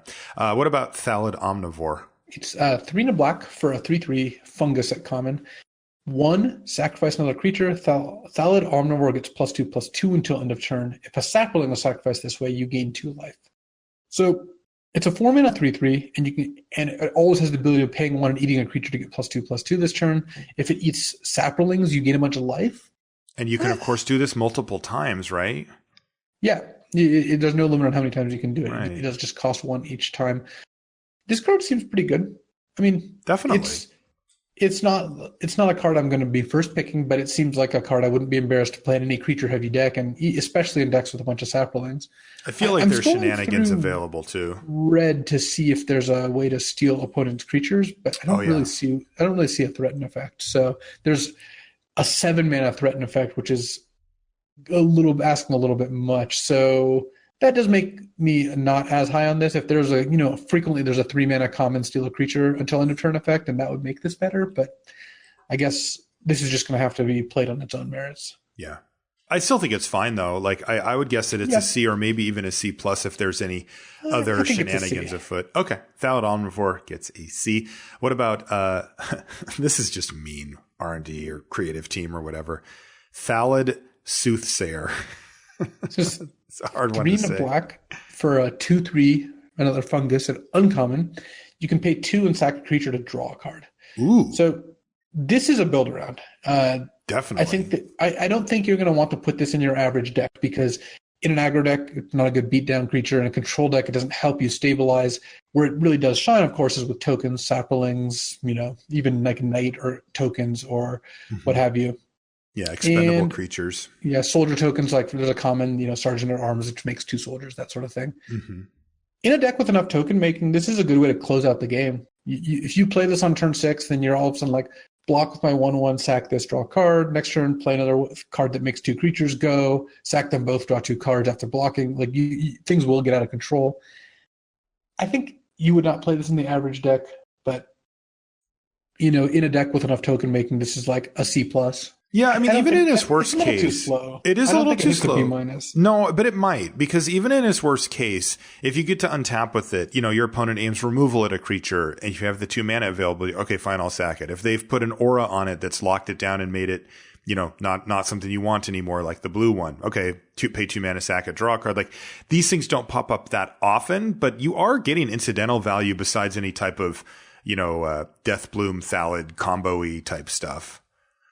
I would say it's a C plus. I think Thallid Soothsayer is a C plus. I think it's actually pretty good, and I think there's probably going to be a deck for it where it'll be like a B. I don't think you're going to want to take it early very often. I would give it like a build. A build around what? A build around C plus. Okay. I think it's straight up C plus. Wow. Yeah, I think in a vacuum you're just not going to want this card in your deck. I guess 2, 3 for 4 is asking a little much. Next one, legendary creature. It's Urgaros, the Empty One. This is a 4 black for a legendary specter at uncommon. I wonder what it does. 4/3 flying, and whenever Urgaros, the Empty One, deals combat damage to a player, that player discards a card at random. If that player can't, you draw a card. That is sweet. I love that. Because nothing feels worse than when you have a specter going and they don't have any cards anymore, right? It's like, what am I doing with my life? Urgaros solves that problem for us. Now, this is a little pricey at 6 mana, but it's got to be worth it, right? I don't know that 4/3 flying has to be true. 4/3 flying for 6 is just really unimpressive. It just can't block so often the turn you play it. And Yeah. Yes, it does it gets you a card no matter what when you hit them. Either they discard or you draw. But sometimes they're just going to slow roll lands in their hand to discard and not going to care that much. God, how much better would this be if it was a 4/4? That extra point of toughness is the difference between probably a C plus and a C minus. And seriously? I'm gonna give it a C minus. Okay, I'm gonna go C for Urgaros, the empty one. I still think the upside's there, and it is still evasive. But you're totally right about the being a pretty bad blocker on 6 mana, and that really matters here. Vicious Offering is next. It's 1 and a black for an instant. It has a kicker of sacrifice a creature, so you can sacrifice a creature as an additional cost to Vicious Offering. If you do, the creature. So if you don't, a creature gets -2/-2 until end of turn, and if you do, the creature gets -5/-5 until end of turn instead. Instant speed at common as well. That is a good card. At 2 mana, instant -2/-2. I'm always playing this card. This is a moment of craving, which some people value really highly, and. The kicker of sacking your worst creature to kill their, Urgaros, the empty one, or whatever, nonsense they tapped out for seems really good. So definitely. I think I would give Vicious Offering a B minus. It's just good, efficient removal, and it scales up where later in the game you can just throw a creature out there, drag it. Totally. I agree. B minus for Vicious Offering. Really good removal spell.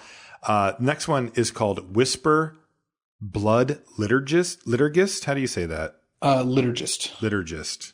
You lying? Liturgy. No, okay. That one's right. All right, I'll believe that one. 3. This is an uncommon legendary human cleric. Whisper is 3 and a black for a 2/2 that has the ability tap and sacrifice 2 creatures to return target creature card from your graveyard to the battlefield. So you are in a straight up case, you're losing value, right? You're sacking 2 creatures to get 1. Definitely. But you get to break the symmetry by sacking saplings, tokens, or getting a creature back that has a good enters the battlefield ability, or sacking, because this is an instant speed thing, sacking a creature they targeted with a removal spell. So you have this untapped, and they're like, well, kill one of your things. This can even sack itself. So once you have this untapped, you then have reduced it to a 1-for-1. You just attack that whatever's targeted plus your worst creature, and then get back your best creature. So I think this card is decent. This I like this a bit more than I like the Thallid Soothsayer. This seems like a real payoff, especially if you can really get a good set of creatures to go with this. It does seem scary. If your opponent plays Whisper and then passes, it's pretty awkward for them, though. It is mitigated somewhat by the fact that the cost is so high. I mean, 2 creatures is a lot. Even tokens are, that adds up really quickly. You need to be getting something pretty good back. It's almost like you want cards incidentally put into your graveyard. Yeah, it's a card that I would be scared to play against, and I think it'll draw removal at a pretty high rate as a result, which isn't actually paid for creature. Yeah. But the good thing is a deck with Whisper probably wants Soul Salvage, the return 2 creature card, so you just get it back. Okay, there you go. So Whisper Blood Liturgist, I would go to build around a B. B? Build around B. I like that. Yeah. Because you're not going to want to sacrifice your 3-drop and your other 4-drop to Whisper. That is not going to go great for you. Next is Windgraced Acolyte. That is 4 and a black for a 3/2 with flying. It's a cat warrior somehow. Yeah, I don't get that. That is weird. It's a common. So 3/2 flying cat warrior somehow.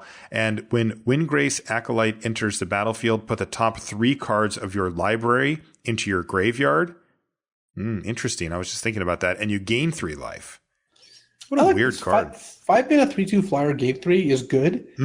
And the putting 3 cards in your graveyard is just upside. You're not going to mill yourself out, and in most normal games. And this bins your lingering phantoms or gives you more targets for Whisper or Soul Salvage. So this is the kind of self-mill card I can get behind where you're really not paying for the ability. It's essentially free because 5 mana 3/2 flying gain 3 is a card I would just play.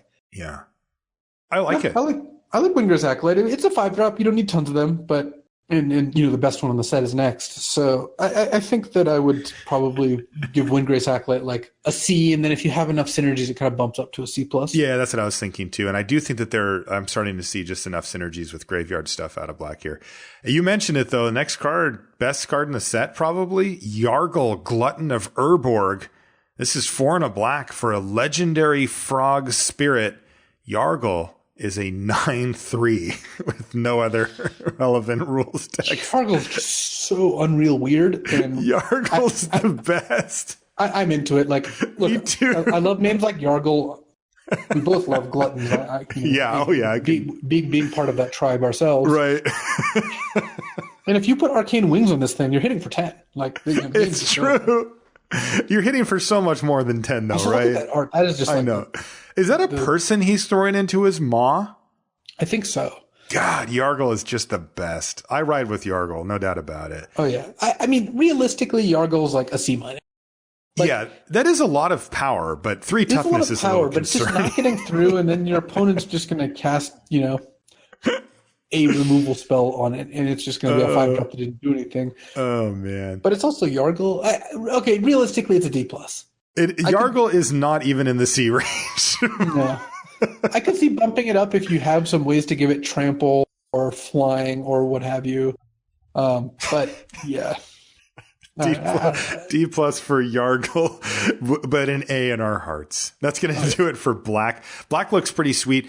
Definitely heavy on core themes for that color, right? Lots of sacrificing and graveyard stuff happening, which is kind of what you think of. So far, a lot of the initial reports have been that this felt a little bit like a core set. And you know what? I got to say, now that we've gone through 2 colors, I can see that. We're really dealing with the core identities of the colors so far. It's like a tick more complicated than a core set, but, it's got some kicker things. It's got like this minor look self-mill or tokens themes or whatever, but wizards. But it also does not have really linear strong themes. Where almost all of these cards, even the build-arounds, I can imagine putting in a wide range of decks. Definitely. And I like that, by the way. Yeah, I do too. So, all right, starting with Bloodstone Goblin. This is 1 red for a 2/2 Goblin Warrior at common. It says, whenever you cast a spell, if that spell was kicked, Bloodstone Goblin gets +1/+1 and gains menace until end of turn. So this cares about spells being kicked. And by the way, just as a quick reminder, spell is anything, right? Creatures too. Yes. Mm-hmm. Creatures with a kicker count as a spell, which a convention I actually don't love, but that it always confuses me because of how other games work. Yep. But here we are. This card does not seem great to me. I think that decks that want expensive kickers and decks that want 2-mana menace creatures are generally not the same thing. In scrolling down and looking at kickers, you're not getting away with a kicker card of less than like 5, and most of them are in the like 6 to 7 range. Because you'd want to follow this up, right? You want to play Bloodstone Goblin, the next turn kick something. You just can't get in for 3, and that's just not a thing. Basically impossible. Like, maybe a red-black deck that has a bunch of Stronghold Confessors, because that's a 4-mana kicker card. That's pretty cheap. Mm-hmm. But yeah, this really Vicious is Offering. It's just really tough sell. Yeah, Vicious Offering turn 3, sacking the Goblin. Exactly. So I think Bloodstone Goblin's like a D+. If you want a 2-drop and you have 3 or 4 kicker cards, sure, but it's really not impressive. Yeah, the key here being that it doesn't even get menace. Like the +1/+1's one thing, but it doesn't have menace on its own. So yeah, I like D+ for Bloodstone Goblin. What about Champion of the Flame? This is 1 red for a 1/1 human warrior. It's uncommon. It has trample and gets +2/+2 for each aura and equipment attached to it. So this is a big hint. This is the card you put Arcane Wings on. I see. Yeah, I mean, the red-white deck is all about auras and enchantments, auras and equipments, as we mentioned. Yeah, there's from our uncommon. Frenzied Rage at common here in red. And so one common. Yeah, I mean, man, with these bounce spells running around, I hate this card's completely unplayable unless you are putting equipment and or auras on it, right? You're not going to play a 1/1 trample for 2 mana. No. So you're just all in on that strategy if you're starting to run a bunch of Champions of the Flame. And look, the thing gets completely out of hand. I mean, +2/+2 is a lot, especially for equipment, because you typically your equipment's going to buff your creature as well, and now you're just getting kind of double trouble on it. But man, I hate being this all in on cards like this. Like, I'd so much rather just play cards that can stand up on their own, and then if I play an aura on it, sure, now it's much better. This one is just dead unless you start putting these things on, and I don't like that. I think this card's pretty bad, and if you want it, likely no one else will. So I would give Champion of the Flame a D. Me too. I don't think that this strategy is. I mean, I can see it. You're going to lose to it sometimes, but boy, you're really just throwing the flag up, saying, "Hey, I'm going to play Champion of the Flame." Your opponent's like, "Great! Like, I'm just going to pass the turn back. I have a bounce spell. I have a removal spell. Do something about it," because they can ignore the card otherwise. No. What about Fervent Strike? Our next one. This is red for an instant at common. Target creature gets +1/+0 and gains First Strike and Haste until end of turn. So, this is Kindled Fury plus Haste, which that's good. Honestly doesn't change much because you're really not just snapping this off most of the time. You really want to use it as a combat trick, but that's a good trick. And sometimes, you'll have this in your hand, you'll top deck a 5-drop, and you'll kill your opponent because all of a sudden you'll attack for 7 or 6 or 10 if you played Yargle. Right. I think Fervent Strike gets a C+. That card ended up being quite impressive. Definitely. By the end of it, that was Ether Revolt, and this does that plus a little bit more. So, yeah, cheap and efficient, and the things work well together. So I like that too. C+ for Fervent Strike. Fiery Intervention is what is happening? Is that a robot fighting a tree? The picture is very on the nose. So this is 4 red. It's a sorcery at common. It says choose one, deals 5 damage to target creature. That's the tree on the left. Okay. Or destroy target artifact. That's like on the right. That is great. Yeah, it's a very I like it. Specific art description and a very specific art. What do we think about 5 mana? Because of course we're going to be focusing on the first mode the most. Deals 5 damage to target creature for 5 mana. I think it's going to land at like the C+ range. It's not okay. And then getting a nab an artifact's a thing. I mean, yeah, you're not going to cut the first one of these from your deck, and you're probably 2 and be fine with it. Yeah, you're getting free rolled the flexibility on the artifact if you're okay with the every now and then you'll blow up some clunky sweet artifact and feel pretty smart. So that's a C+ for Fiery Intervention. What about Fight with Fire? I like this one. This one is 2 in a red. It's a sorcery at uncommon. It is kicker 5 in a red. So it's either 3 mana or 9 mana. The 3 mana version, casting it straight up, deals 5 damage to target creature. Whoa, I'm in for that. If you paid the kicker, it deals 10 damage divided as you choose among any number of targets. That includes players and planeswalkers. Whoa! So it basically says you win the game if you get to that point. Right, because it costs 9, which is a lot, but first of all, it can just nug them for 10, right? That's the straight up, like, if they're at 10, they're dead. Right, yeah. Second, it can go, like, kill your 5/5, your 3/3, and your 2/2. So this is, like, kicker in a nutshell. It's a good 3 mana play and an insane 9 mana play, and both modes are really good. So wow. This card's fantastic. Like, this is pushing the boundaries here. I would go A-. This gets an A- because, look, you're going to cast it for 3 mana most of the time. It's going to be great.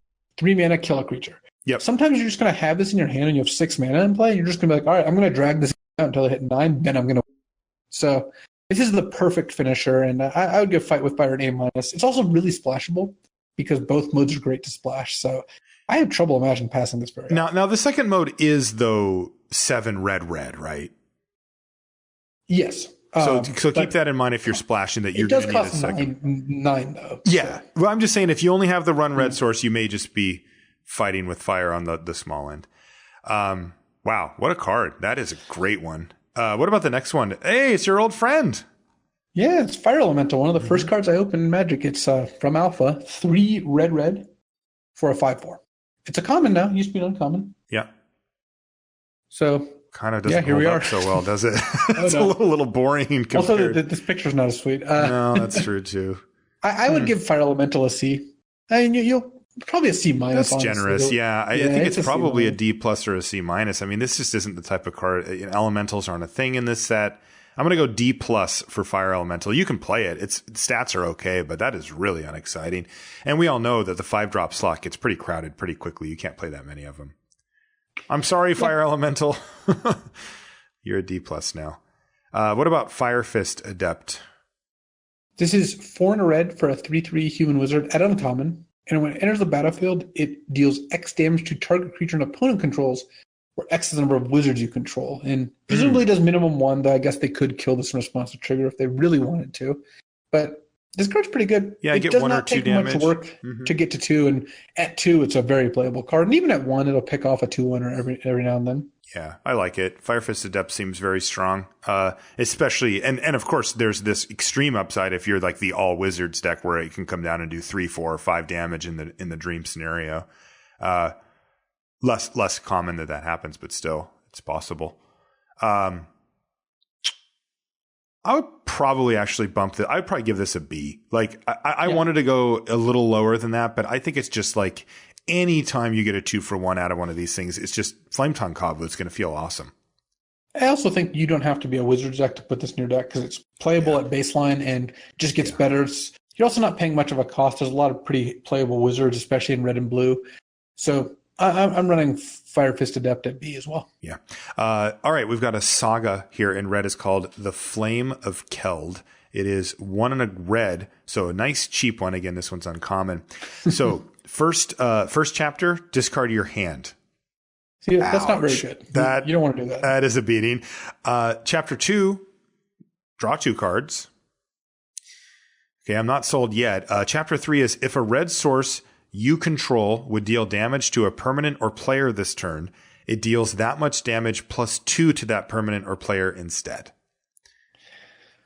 Huh? I don't think this card is particularly good. This looks like a card that would be potentially awesome and constructed when you can have all cheap red cards and damage spells and whatnot. Mm-hmm. But this is supposed to be the last card out of your hand, right? That's the idea. So if it's the last card out of your hand, what happens? You pay a 2-mana delayed 1 turn. You don't even get to play the cards immediately because you have to wait a turn. Right. And then 2 turns later, all your red sources get plus 2 damage this turn. That just does not seem good. Yeah, that doesn't seem great. I agree. And anytime you cast it and have to actually discard real cards from your hand, it's miserable. I don't love it. I don't love the Flame of Keld for the fact that the only time I really want to cast it is when I am done, with my hand. As far as hopefully it's just empty. Yeah, and unless you curved out that turn, you're still skipping a turn of playing things, and then the last bit is just not that big of a payoff. So I think Flame of Keld, it just looks like an F to me. I really don't. It does look really bad. Yeah, because the pressure on that last part of it is that you need to, you will have drawn 2 extra cards plus your 2 draw steps. So you'll have 4 cards when you do it. So let's say one of them is a land and you have 3 spells. It only counts for the red ones. So if you're playing a normal limited deck, between 1 or 2 of those will likely be another color. And then they also have to be able to hit, either be a burn spell or be able to connect. The setup cost for this is just getting so absurd. And you really can't if you're missing land drops, I guess you could cast it, but you're basically giving up the game at that point. So I think it's an F. I think you're right. Yeah. Okay. Flame of Keld gets an F. Next is Frenzied Rage. It's 1 and a 1 and a red. You mentioned this one a minute ago, Luis. It's a common aura. Enchants a creature. The creature gets +2/+1 and has menace. This is a card I think you'll see a lot. There's multiple payoffs for auras in this set, like the Champion of the Flame. And I think that this is going to be kind of your go-to 2-drop red common, see it all the time type aura. Yeah, I think it's fine. I mean, the bounce, but this card does look like it'll lay a beating on some people, and it's a little bit better than Swashbuckling in that regard. Yeah, and I just think that the payoffs are there. I don't like the card on its own, but they have incentivized you to do a little bit of this stuff. I mean, I still don't think these cards are great. I'm going to give it a C because there are synergies specific to this set. But normally I would give this a little bit lower of a grade. That said, I mean, it does give evasion and a healthy bump for only 2 mana. So, if you're trying to get your Christian Calcano on, Frenzied Rage gets the job done. Yeah, where did you end up on this? D. Or a C. I give it a C. Okay, C. Yeah, I think it's a C is fine for Frenzied Rage. Okay. What about Gitu Chronicler? It says 2 mana, 1/3, 1 in a red. Mm-hmm. It's a human wizard at common. You can pay 3 in a red for the kicker, and when it enters the battlefield, if it was kicked, return target instant or sorcery from your graveyard to your hand. So this is kind of the mirror to the Skin Witch or whatever that thing was called. Yep. Where it's a 2 mana 1/3 with no ability, but you can pay an additional 4, and in this case you get to regrow on instant or sorcery. I like this card. I think in a spell heavy deck, this is going to be a solid 6 mana play because you're just going to get back a removal spell. Mm-hmm. It's a wizard for the decks that care about that, and that's more relevant than on the creature because red is one of the heavier wizard's colors. And if you need to, you can play this on turn 2. That you're probably not going to do. I don't think this card's great, but I think it's like a C. Probably so. These ones are just like you try to look at both sides of it, and like the low end on G2 Chronicler is pretty low. A 1-3 for 2 is really not that exciting. I guess, like you said, it's a wizard, so sure. What did you say, C for it? Yeah, I think C. I think a control deck with a lot of removal. Yeah. That leads us to G2 Journey Mage. It's another wizard. It says 2 and a red for a 3/2 human wizard at common. When it enters the battlefield, if you control another wizard, G2 Journey Mage deals 2 damage to each opponent. So this is a beatdown creature. This is 3 mana, 3/2, and then sometimes it'll shock your opponent. Seems fine. Just good in the wizard deck, right? Yeah, I think this card this is the card you want to play when you have a Academy Journeyman in your deck, the 3/2 bounce creature, right? Like this is the wizards. Oh yeah, this is nasty. And if you play a 2-drop wizard, all the better, but this is the kind of card you want. So I think Journey Mage still gets just a C, but there are wizard decks that are going to want to bump it up in priority a little. Yeah, we've also seen a fair bit of 1/3s around, and that makes the 3/2 perhaps slightly better. But yeah, I like C for G2 Journey Mage. Next one is G2 Lava Runner. This is red for a 1/2, another human wizard at common. As long as there are 2 or more instant or sorcery cards in your graveyard, it gets +1/+0 and has haste.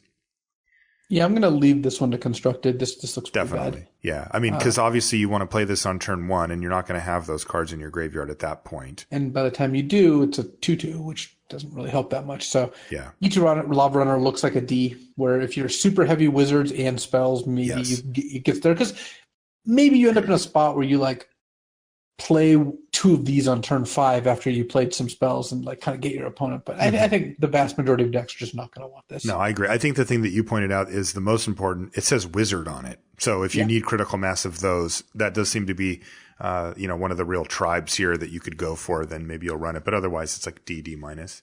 What about Goblin Barrage? This is 3 and a red. It's a sorcery at uncommon. His kicker, sacrifice an artifact or goblin.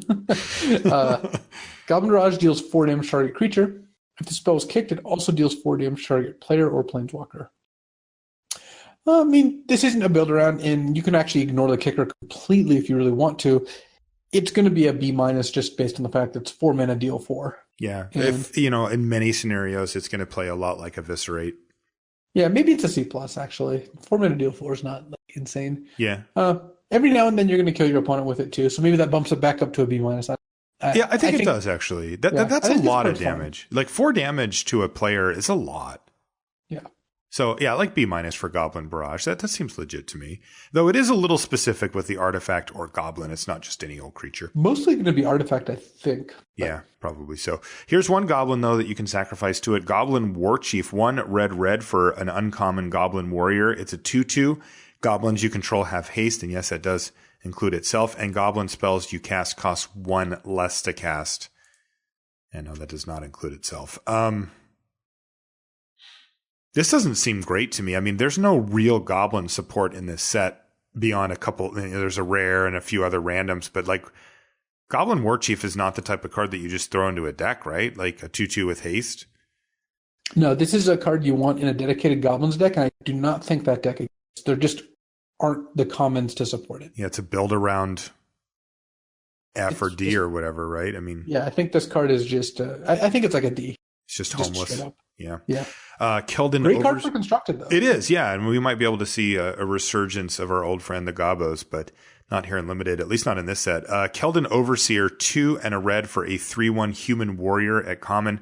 It has a kicker cost of 3 and a red. It's got haste, so just to time out there, 2 and a red for a 3/1 with haste. Okay.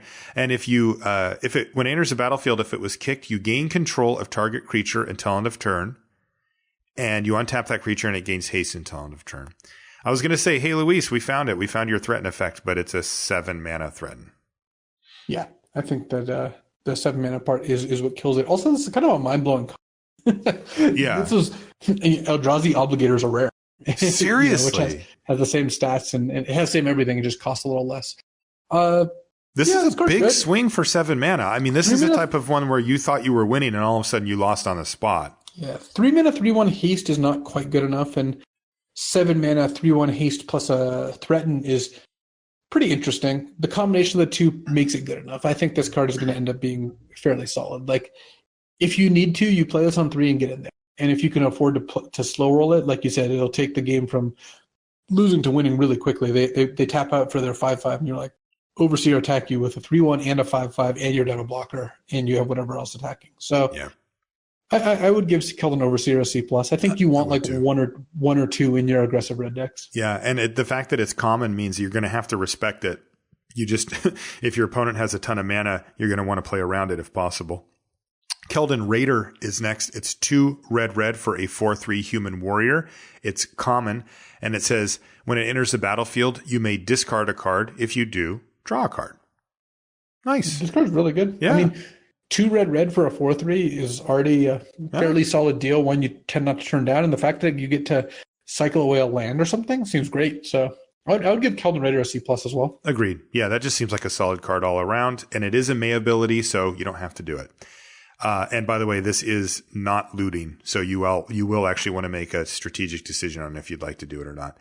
Keldon Warcaller is next. It's 1 and a red for a 2/2 human warrior at common. Whenever it attacks, put a lore counter on target saga you control. Yeah, this card's kind of funny. So it accelerates the sagas by a turn? Yeah, and where that could be really interesting is you have this in play. You go play a saga, trigger, attack, trigger, and then all of a sudden you've really like swung the game a bunch. Oh, you get a huge tempo swing? Okay. But the fact that the uncommon red saga, Flame of Keld, is not good does not help the case here. And I think in general, this is just going to be a 2-mana 2/2, and every now and then it's going to do something, but I don't really want to put this card in my deck because the sagas all really work without this. They don't need this. And this is a 2-mana 2/2 without the saga. So right. I'm not really that impressed. And I think Keldon Warcaller probably ends up being like a D. I think so too. Yeah. You will lose some crazy saga game to it, but I agree. D for Keldon Warcaller. Orcish Vandal is next. It's 1 and a red for a 1/1 Orc Warrior. This is an uncommon. You can tap it and sacrifice an artifact to have it do 2 damage to any target. Wow, you'd need a lot of artifacts, but boy, you can start throwing around shocks for no extra mana. That is a big game. It's like a Sage of Latnam, but you get a 0-mana shock instead of a card. Yeah. But again, how many how many incidental artifacts are we going to be able to have? If they're real cards coming out of your hand, that's a pretty high cost. If they're tokens or cards that you've already gotten your value from, then that seems good. I don't think that's going to happen very often. My guess is this card is about as unplayable as Sage of Okay. Maybe a little better because 0-mana shock is probably better than your average card. Mm-hmm. But it still just seemed like you're already down a card by playing a 2-mana 1/1. Like you're already at a spot where you didn't get much value out of it. So I really do not like this card. Yeah, I don't like it either. The reason is setup cost, plain and simple. This is a build around for starters. And on top of it, it is a 1/1. So in the situations where Orcish Vandal is going to be good, it will have summoning sickness. Your opponent will know that it's going to be good, and they will kill it because it dies to literally any removal spell in the set. That is a lot of stuff to overcome to make a card like this good. And you have to build around it as well. That is asking a lot. So I like, build around C or something for Orcish Vandal, but I don't think you're just main decking it for value. No, I think that I would even call it like a build around. Oh, baby. Radiating Lightning. Yeah, we really did it. This is 3 and a red. It's a instant at common. Deals 3 damage to target player and 1 damage to each creature that player controls. Okay, so it goes upstairs for 3 and then pings all of their stuff. So this is not a removal spell in a traditional sense. So you know how like our brains work, right? And we're really conditioned to reading magic cards. At first, it's because you're like, deals 3, then deals 1. Totally. Then you're like, oh, 3 to a player. It does it the way I don't want to go, yeah. Yeah, so this card looks like a sideboard card. I just don't think I want to main deck this. Maybe in an aggro deck where you really value the face damage, you could play one. But I don't even see like an insane amount of X1s in the format. Like, yes, I know that Thalids make 1/1s, but no, I'm going to start by putting Radiant Lightning. I'm going to call it like a sideboard C+, and then go from there. That's what I think too. Radiant Lightning gets a sideboard C+. You don't want to main deck it. Next is Rampaging Cyclops. This is 3 and a red for a 4/4 Cyclops at common. It gets -2, -0 as long as 2 or more creatures are blocking it. This card's kind of cool. It's 4 mana, 4/4 is a good deal, but as soon as they line up a double block, it becomes a 2/4, which, that's still not the end of the world. It's still like relatively, large. And because it incentivizes double blocks, all of a sudden tricks get a lot better. Okay. But you need them now because it's a 2/4. Right. Is the idea here that it can't look at two things at once because it's a Cyclops? I believe so. Okay, that's kind of funny. That's what the flavor text says. So, Keldon's. Oh, there you go. Can't focus on more than one thing at a time. So imagine, that's great.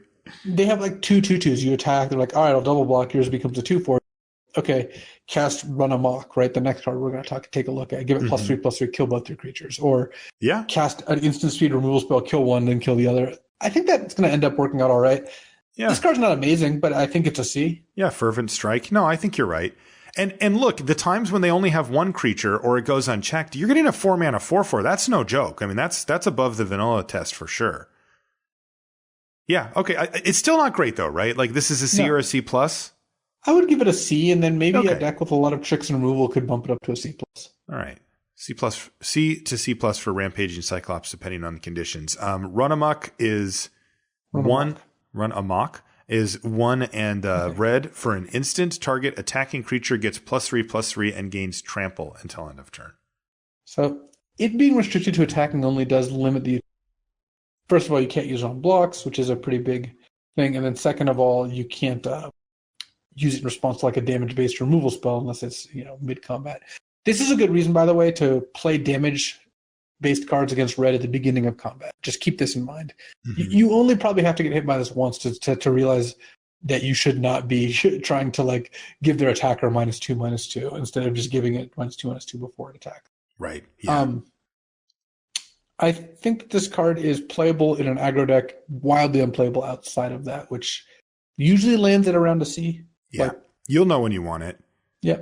And also, when you're at the pre-release, watch out because people will go over the attacking part and just be like, it's just a sweet giant growth with upside or whatever, and try to protect their creature or whatever, and you can remind them it has to be attacking.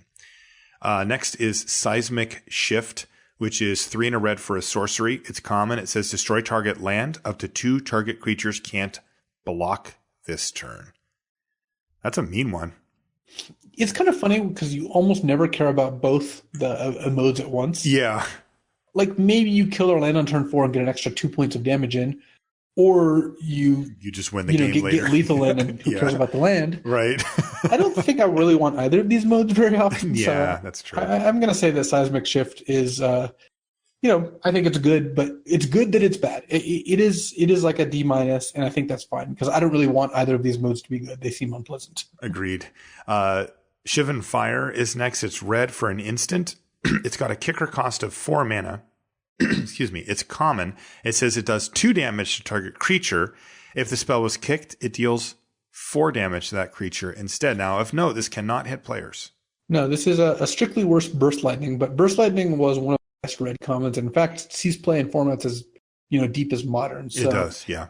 I think that speaks well for Shivan Fire, and this card's great. It's a 1 mana kill spell in the period of the game where the 1 mana really matters. Mm-hmm. And you can pay 5 to kill their, Academy Drake or whatever it is that they played later in the game. Yeah. So instant speed too. That can be really important. Well, I think this is slightly worse than Eviscerate. I would also give this.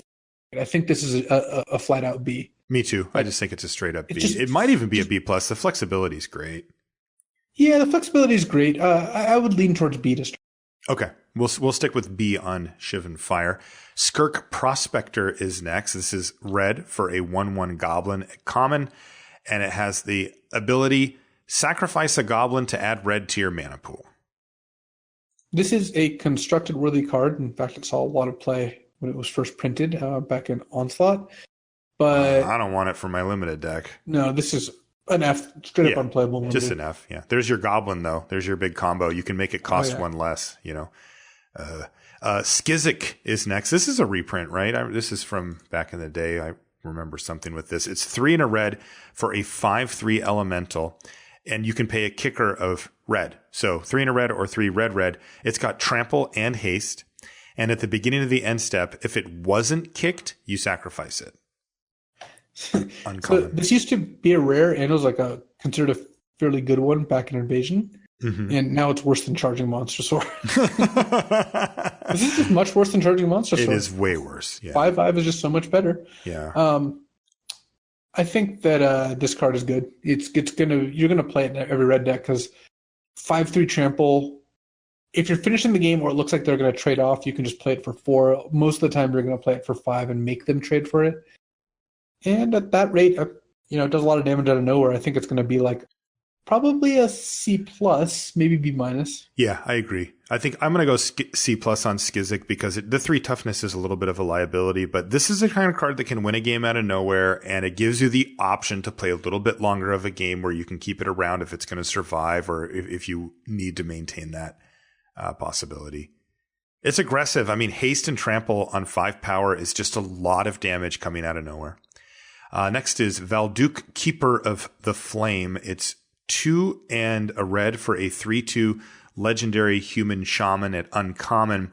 And it says at the beginning of combat on your turn, for each aura and equipment attached to Valduk, Keeper of the Flame, create a 3/1 red elemental creature token with trample and haste. Exile those tokens at the beginning of the next end step. My goodness sakes. So if you just get 1 equipment on this guy, you're getting a free 3/1 trample haste plus whatever he is attacking for, and that's just like your baseline. That's like your minimum if you're getting this bonus. Yeah, this is like Champion of the Flame, the other uncommon that has the same text essentially, or the same kind of trigger, except it's a 3-mana 3/2 and the payoff's bigger. So This is kind of the way you'd want to do the aura equipment deck, where the baseline of 3-mana 3/2 is fine, and then the upside is pretty high. So I think Valduk is still like closer to a build-around than just a card you want to play. Oh, definitely. But it ends up like a B level build-around. Definitely. That is a big payoff. And again, I'd really prefer equipment for the ability to, let's say, draw my Champion of the Flame later and then equip that if they kill my Valduk. But the truth is you're not going to have that much options as far as equipment goes all the time. And you're probably going to need to get your Frenzied Rage on quite a bit. But I mean, that is an extremely fast clock if left unchecked. So keep that in mind. And by the way, this reminds me going back to blue, Luis, talking again about, bounce spells and things like that we mentioned, and, blink of an eye. Remember how I was mentioning how I just love to have some interaction in the early part of the game? Well, there's a good reason why. If your opponent goes turn 3 Valduk and you don't have a removal spell for it, if your removal spell costs like 5 mana, they could easily just, get in for so much damage if left unchecked, where if you have the bounce spell, you can avoid all of it. What do we like for it? A build around B? I think B. Okay. Warcry Phoenix is next. It's 3 and a red for a 2/2 Phoenix at uncommon. It's got flying and haste, and whenever you attack with 3 or more creatures, you may pay 2 and a red. If you do, you return it from your graveyard to the battlefield, tapped and attacking. Interesting part about this one, Luis, is that on its surface, it's not really that powerful, right? A 4-mana 2/2. Flying, good. Haste, that's good too, but it's still only a 2/2. Yeah, this is not a particularly impressive card. 4-mana 2/2 Flying Haste is not a card I would put in my... And then you need Battalion. You need to check with 3 creatures to get this back and pay 3. I'm not really digging this. I think that it's just mediocre on both sides. Yeah, it's actually much harder to set up than you'd think to get all 3 of those creatures attacking. Remember, you don't want to just send them into their death. And yeah, you do get the Phoenix back, so it could be annoying for sure, but the raw power is not really that great on this one. I still think it's fine. I mean, I would give it D+, I think. I'm not that impressed by it, really. Yeah, I think D+ is where I'd put Warcry Phoenix. Okay, what about Warlord's Fury? This is red. It's a sorcery. It gives creatures you control gain first strike until end of turn. This is exactly like all the other cards. Target creature can't block this turn, draw a card. Target creature gets -4 so until end of turn, draw a card. It's just filler. Like at the best. I mean, a key thing here is that this is a sorcery. Yeah, this is not a particularly impressive card, and you're just rarely going to have room for it. There is the uncommon white legendary, which gives all your first strikers double strike. This is a kind of cute combo. But I think cool. for the most part, this is like, in terms of how often you'll play it, a D, but when you put it in your deck, it's C level. Yeah, it's probably D on average. Last red card is Wizard's Lightning. Looks like they finally ran out of names. for lightning cards. It's 2. That sounds like a playtest name, yeah. It does.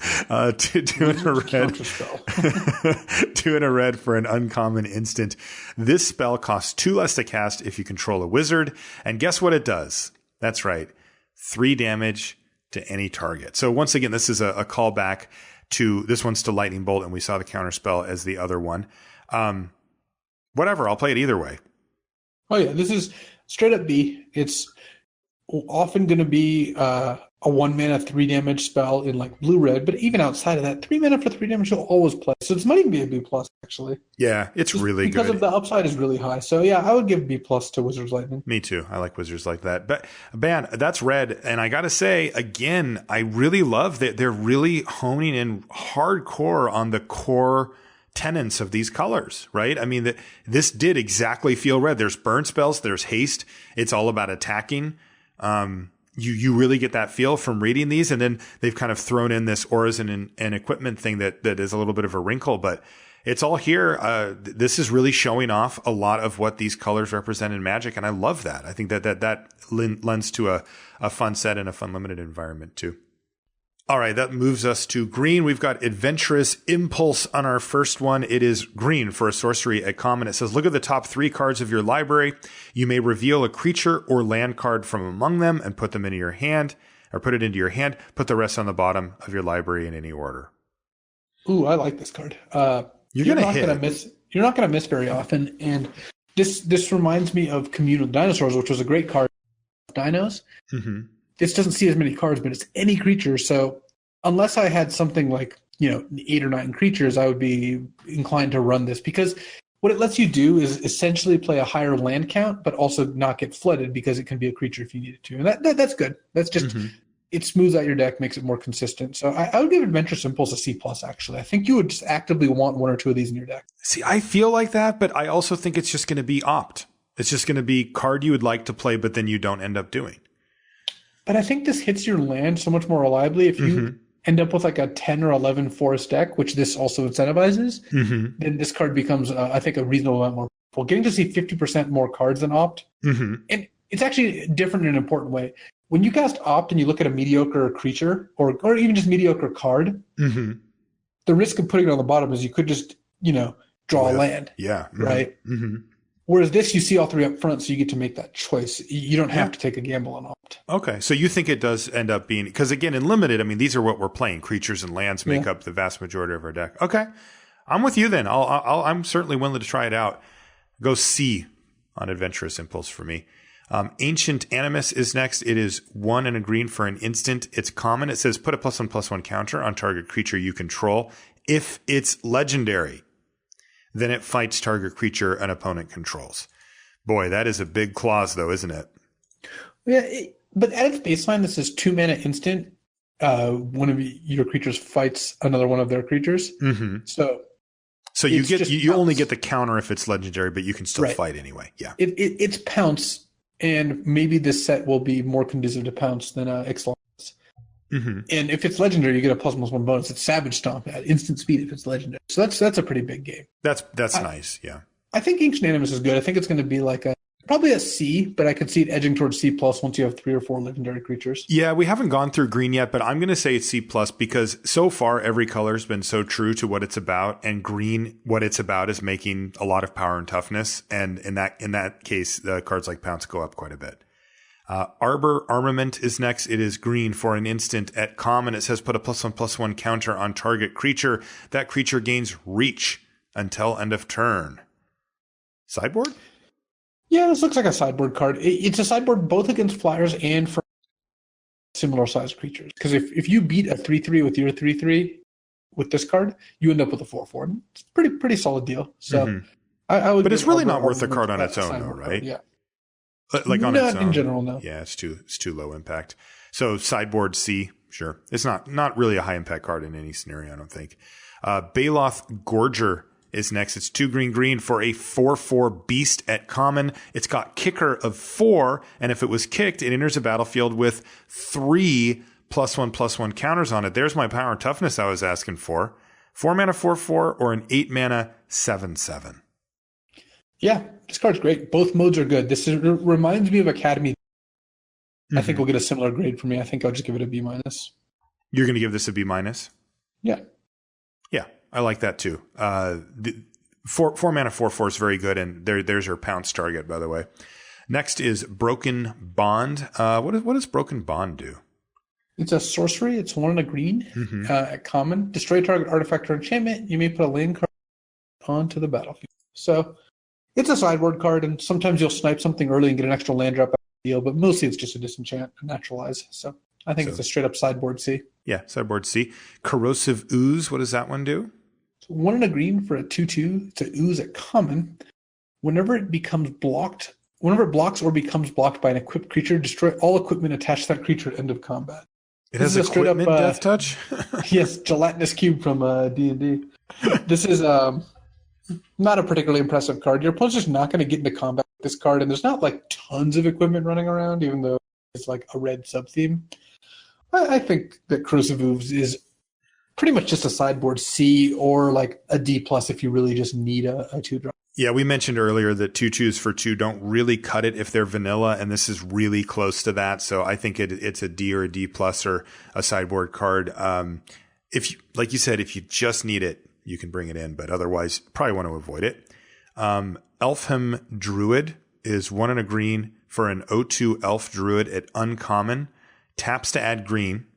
I like that. Taps to add double green, but you can only spend this mana to cast kicked spells. Oof. That's great. I like that one. Any green deck's going to play 2 mana 0/2 tap. Like, you'd have to have some obscenely low curve to not want. Yeah. And then it helps you pay the kicker on, well, the expensive spells. So that's when you really need the 2 mana ability. I think the Elfham Druid is a B minus. I think so too. Because you're just going to put it in your deck. It's going to ramp you to 4. It's going to be great. And then it'll also help you cast your like 6 and 7 mana kicker spells, and it's going to be really powerful. So I like Elfham Druid a lot.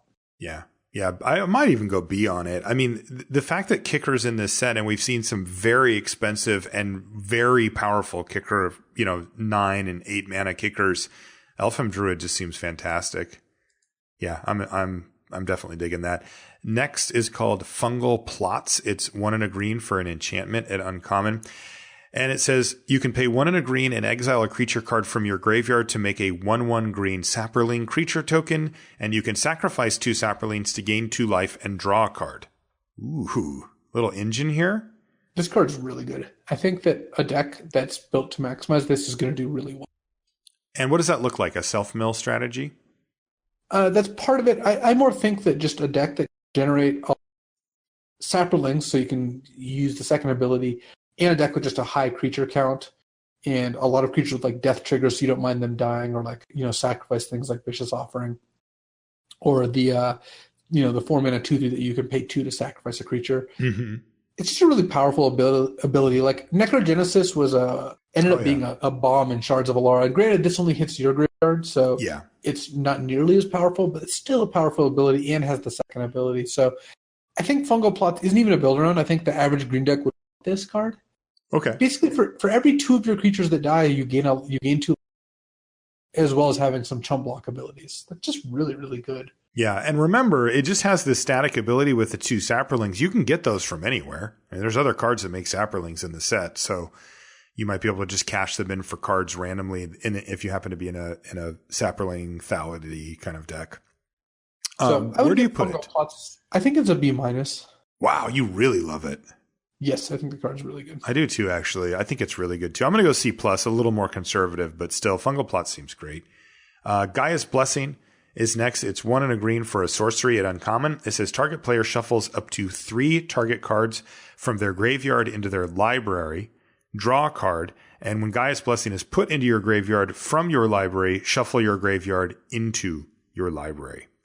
This is an old card, right? This is from Weatherlight or whatever. It's from Weatherlight. It was an original kill condition, 2 of these with loop, and then it also protects you from mill. But this card is just air. It just doesn't do anything, yeah. I actually think this is basically an F. Like, there's just no reason to put this card in your deck. It doesn't do anything. Yeah, so Gaia's Blessing, just don't play it. It's just not worth running. I guess you could sideboard it in case your opponent was trying to mill you out. There's a few mill cards in the set. Gaia's Protector is next. It's 3 and a green for a 4/2 Elemental Warrior at common, and it must be blocked to Fable. I got bad news for you guys, Protector. You're going to be blocked. If able with only 2 toughness, it's just going to... This card looks like I want to say D-. I just really will be unhappy if I put this card in my deck. Same, yeah, it's really bad. Yes, sure, you can put a pump spell on it and they have to block it, but it's just such bad stats. Right. And remember, they can block with anything, and it only has to be blocked. It doesn't have to be blocked with everything. It doesn't have lure. It's just they have to put one creature in. So they'll be like, sure, I'll put my 2/2 in front. You're like, cool. Traded my 4 mana card for your 2 mana card. Not a way to get ahead in limited. D- for Gaia's Protector. Gift of Growth is next. Elmer! Wow, looking good, buddy. 1 and a green for an instant at common. It's got Kicker 2. Untap target creature. It gets +2/+2 until end of turn. But if this spell was kicked, the creature gets +4/+4 until end of turn instead. It's a big stat bump. Yeah, this card looks solid. And you can ambush something with this too, or just use it as a regular combat trick. My guess is you don't kick it very often, just because the difference between +2/+2 and +4/+4 isn't all that big in combat. But every now and then you'll take down a big creature or just get in for like the last couple points of damage. So my guess is this ends up being like a C-, but it's playable. I'll give it a C. I mean, +4/+4 is no joke. You can just get your opponent dead, attack with all my things. I have 4 mana available. They're like, crap, I'll block 3 of them. They're like, cool, kill you. Like, that's going to happen sometimes. And then I like the upside that doesn't come up as often as you'd think, but occasionally does, of getting to ambush something on defense where you untap your creature and block and eat their attacker. I'm going to go C on Gift of Growth. What about Grow from the Ashes? This is 2 and a green. It's a sorcery at common. It has a kicker of 2 colorless. Search your library for a basic land card, put it on the battlefield, then shuffle your library. If the spell is kicked, search your library for 2 basic land cards instead. I'm not super impressed by this. A 3-mana ramp spell that isn't in the form of a creature is just not particularly good. No. And then you got to pay 5 mana to get to the big stuff. To double ramp is just not super strong either. So now this is fixing though too, though, right? Like that. This is a way that if you have a splash, you can help enable it. It's true, but even in a deck that has a lot of high end, I just don't think you turn 3. And so this looks like a D to me. Okay, yeah, I'll go D on Grow from the Ashes as well. It just doesn't seem to really hold up unless you really need the fixing because the ramp part's not super efficient. Next card is called Grun the Lonely King. Oh no, here he is. 4 green for a 5/5 legendary ape warrior with kicker 3. If Grun the Lonely King was kicked, it enters the battlefield with 5 +1/+1 counters on it. And whenever Grun attacks alone, double its power and toughness until end of turn. This is a kind of weird one. It's mostly going to be a 6 mana 5 attacks as a 10/10. Right. That's pretty good. That's great. And sometimes you'll pay the kicker and it'll attack as a 20/20. Is this thing really an uncommon? Like, yeah, this is just a really weird uncommon, but not for this set, I suppose. Yeah, it seems awesome to me though. Like, I think that I traditionally have underrated power and toughness a little bit, and I kind of like the idea of attacking with the 10/10 and being like, "Here, you deal with this." I think that given the size of this, I'm willing to give it like a C+. I don't think it's a B level though. I was going to give it a B-. I don't think it's quite there. It's huge. Look, don't get me wrong. It is enormous, but there's just a bunch of good bounce. Eviscerate takes care of this. Deep Freeze takes care of this. True, and it is 6 mana. It is not a cheap card. Or 9 mana if you're feeling frisky. Huh. Yeah, you're probably right. You talked me down. I'll go C+ on Grun the Lonely King. That is it does apply massive pressure, but the other thing, it doesn't have any evasion. Like, it doesn't have trample or whatever. It just, they can be like, I'll put my Thallid in front of your, and if it's attacking alone, then it's just, they don't even have to jump very much. They just put one thing in front of it. Yeah. Okay. C+ for Grun the Lonely King. That's my boy though. Krosan Druid is 2 and a green for a Centaur Druid. At common, it's a 2/3. So 3 mana, 2/3. And it has a kicker cost pretty steep. 5 mana, 4 and a green. So you bumps you up into 8 mana range, but if you kick it, when it enters the battlefield, you gain 10 life. Yeah, this card's pretty weird. You don't really want the first version. This is one of those 3 mana 2/3 is pretty lame. Mm-hmm. But gaining 10 life is a way to stabilize. I don't really know what deck this goes in. Maybe like a controlling green deck that has like Elfheim Druid to help kick it a little bit easier, or other mana ramp cards, and you're just like, slam, Frozen Druid, gain 10, next turn play another one, and all of a sudden you're just unkillable. Yeah, it could be. God, it's a steep cost though, because yeah, you're getting your 8 mana 2/3 gain 10, which is weird, but your 3 mana 2/3 and no relevant tribe or no anything is a big cost to pay. That's not a very good card. Like, you're getting free rolled the kicker, but like you're not getting free rolled the baseline here. You are paying a real cost for that. So I'm actually not a fan of Frozen Druid. I think it's pretty bad. Yeah, looks like a D plus to me. Yeah, I think so too. D plus for Frozen Druid. Next is, oh my God, Llanowar Elves. Back in business, green for a 1/1 elf druid at common, taps to add green mana to your mana pool.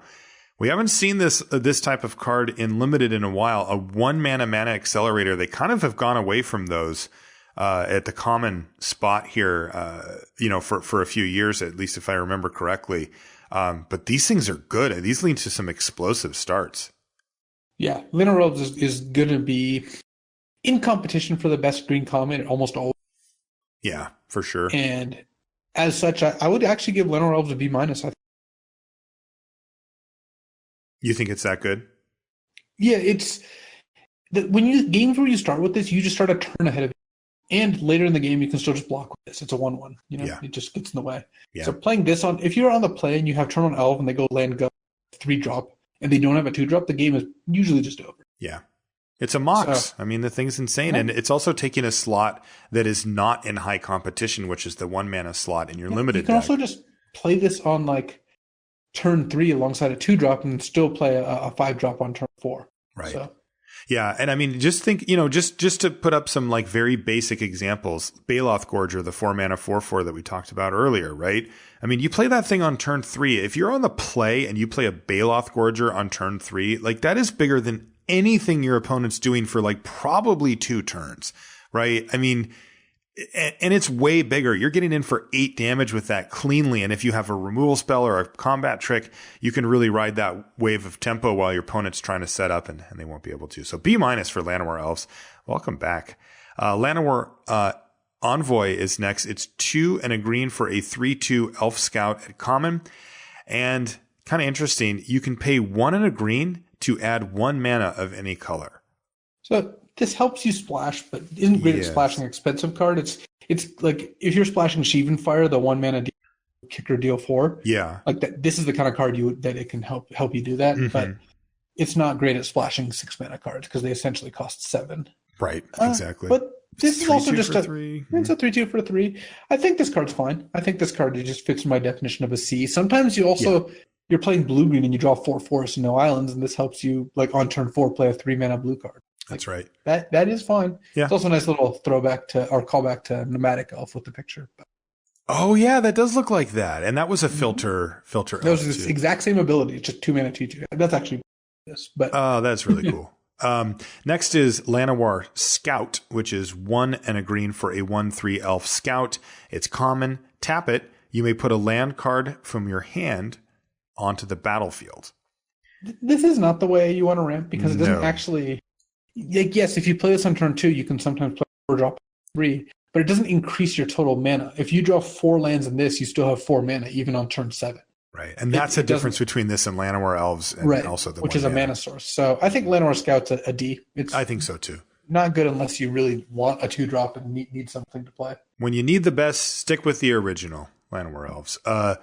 Next is called Mammoth Spider. I love cards like this. It's 4 and a green for a 3/5 spider with reach. It's common, by the way. That is a brick wall right there. Yeah, this is quite the solid card. Not in the market for tons of these, but most green decks I think are going to want one unless they're aggressive, because this is a more defensive card. But as such, I'd give this a C. And, be happy with it. I think so too. And also, this is the card that is most likely to be deep frozen the most over the course of the set, because boy, does this thing stop the Flyers deck cold in its tracks. So yeah, C-ish for Mammoth Spider.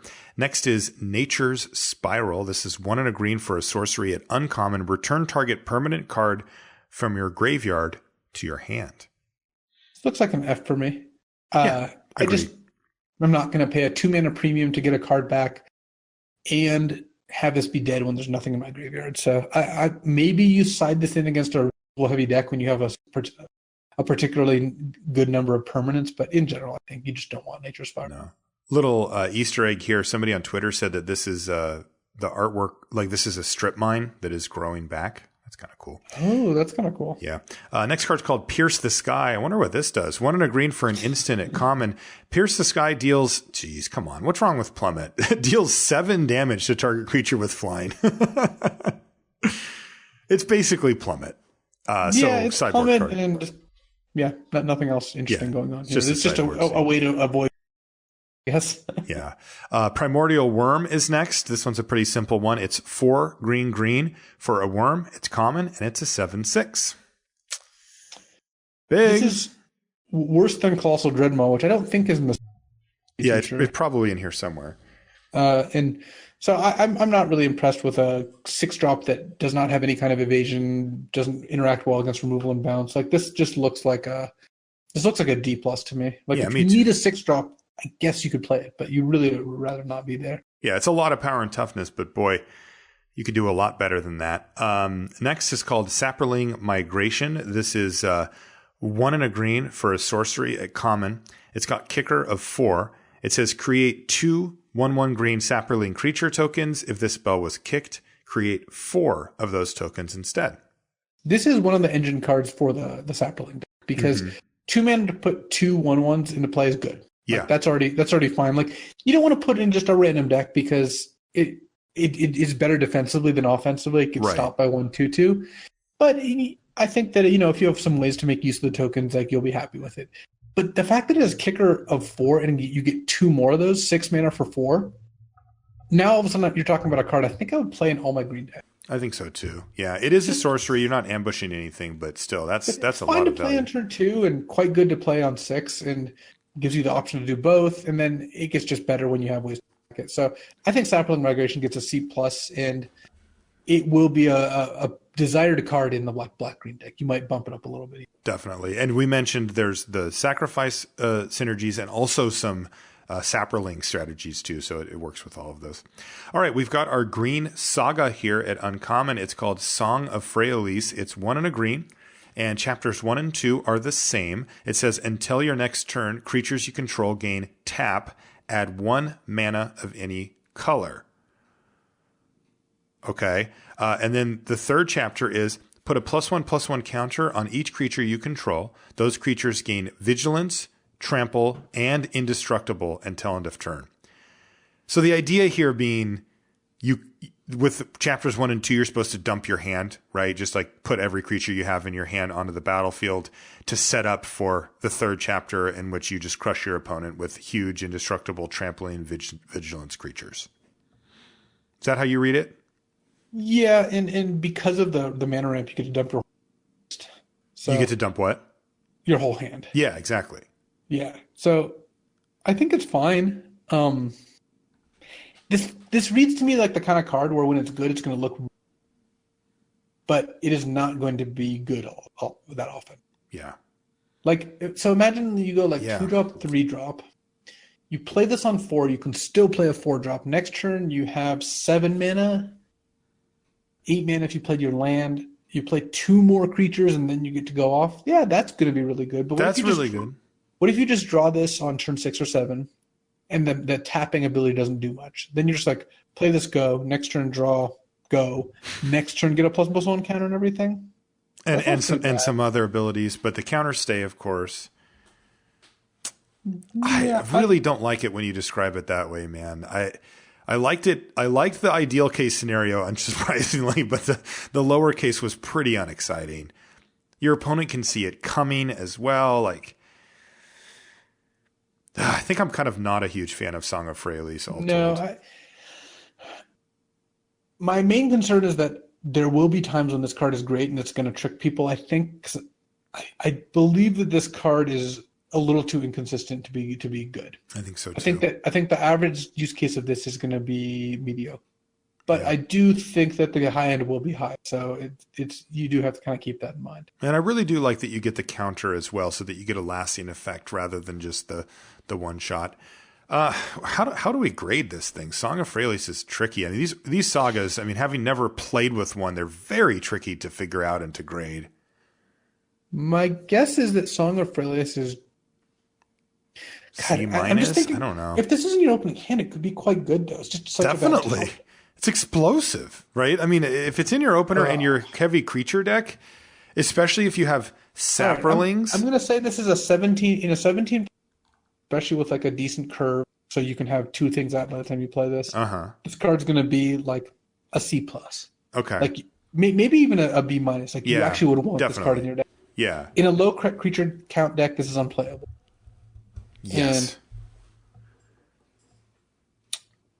I think overall, all right, I'm going to give Song of Freyalise a C plus and say that you really need to. It does reward you in it. You really need what? Really hard. Sorry, you cut out. You need a high creature count, but it really does reward you. Okay. Yeah, and remember, you can get the Sapperlings thing going too, right? I mean, Sapperling Migration with Kicker, thanks to all your extra mana, that's going to give you 4, 1/1s that are all going to pick up those counters, and you're going to get a lot more value out of the third chapter. Let's move on to Spore Swarm next. It's 3 and a green for an instant at uncommon. It says create 3 1/1 green Sapperling creature tokens. Hey, speak of the devil, there's another way to get a bunch of bodies onto the battlefield. This card's good. Yeah. This looks like a B minus just by itself because it's 4 mana for 3 1/1 bodies at instant speed. So you're going to get a bit of an ambush, and it will end up combining well with other cards in this color and with black. I do think that in a vacuum, this is a C plus, but in the context of this set, I think I'd lean towards B minus. I would too. The instant speed pushes it over. Deck. Definitely. And there's a lot of them here, and there's payoffs too. By the way, the next card is one of them. It's called Spore Crown Thallid. It's 1 and a green for a 2/2 fungus at uncommon. Each other creature you control that's a fungus or Sapperling gets +1/+1. So right there, we went Sapperling, Migration, Spore Swarm, Spore Crown Thallid, and you can see that deck really does start to come together. It's also a 2 mana 2/2 at its base. Yeah, I think Spore Crown Thallid's a B minus because if you take this early, you have an expectation of picking up a decent amount of stuff to go with it, and you don't have to go crazy. Like, it's going to be good with 3 or 4 other Thallids because it's 2 mana 2/2. Yeah. No downside, no realistic downside, and a very, very strong upside if you can pick up these Sapperling makers. So I like B minus for Spore Crown Thallid. Thorn Elemental is next. It's 5 green for a 7/7 elemental at uncommon. You may have Thorn Elemental assign its combat damage as though it were blocked. Super trample. Yeah, used to be a rare, got downshifted. I don't really like the card just because I think they could have downshifted it again, maybe.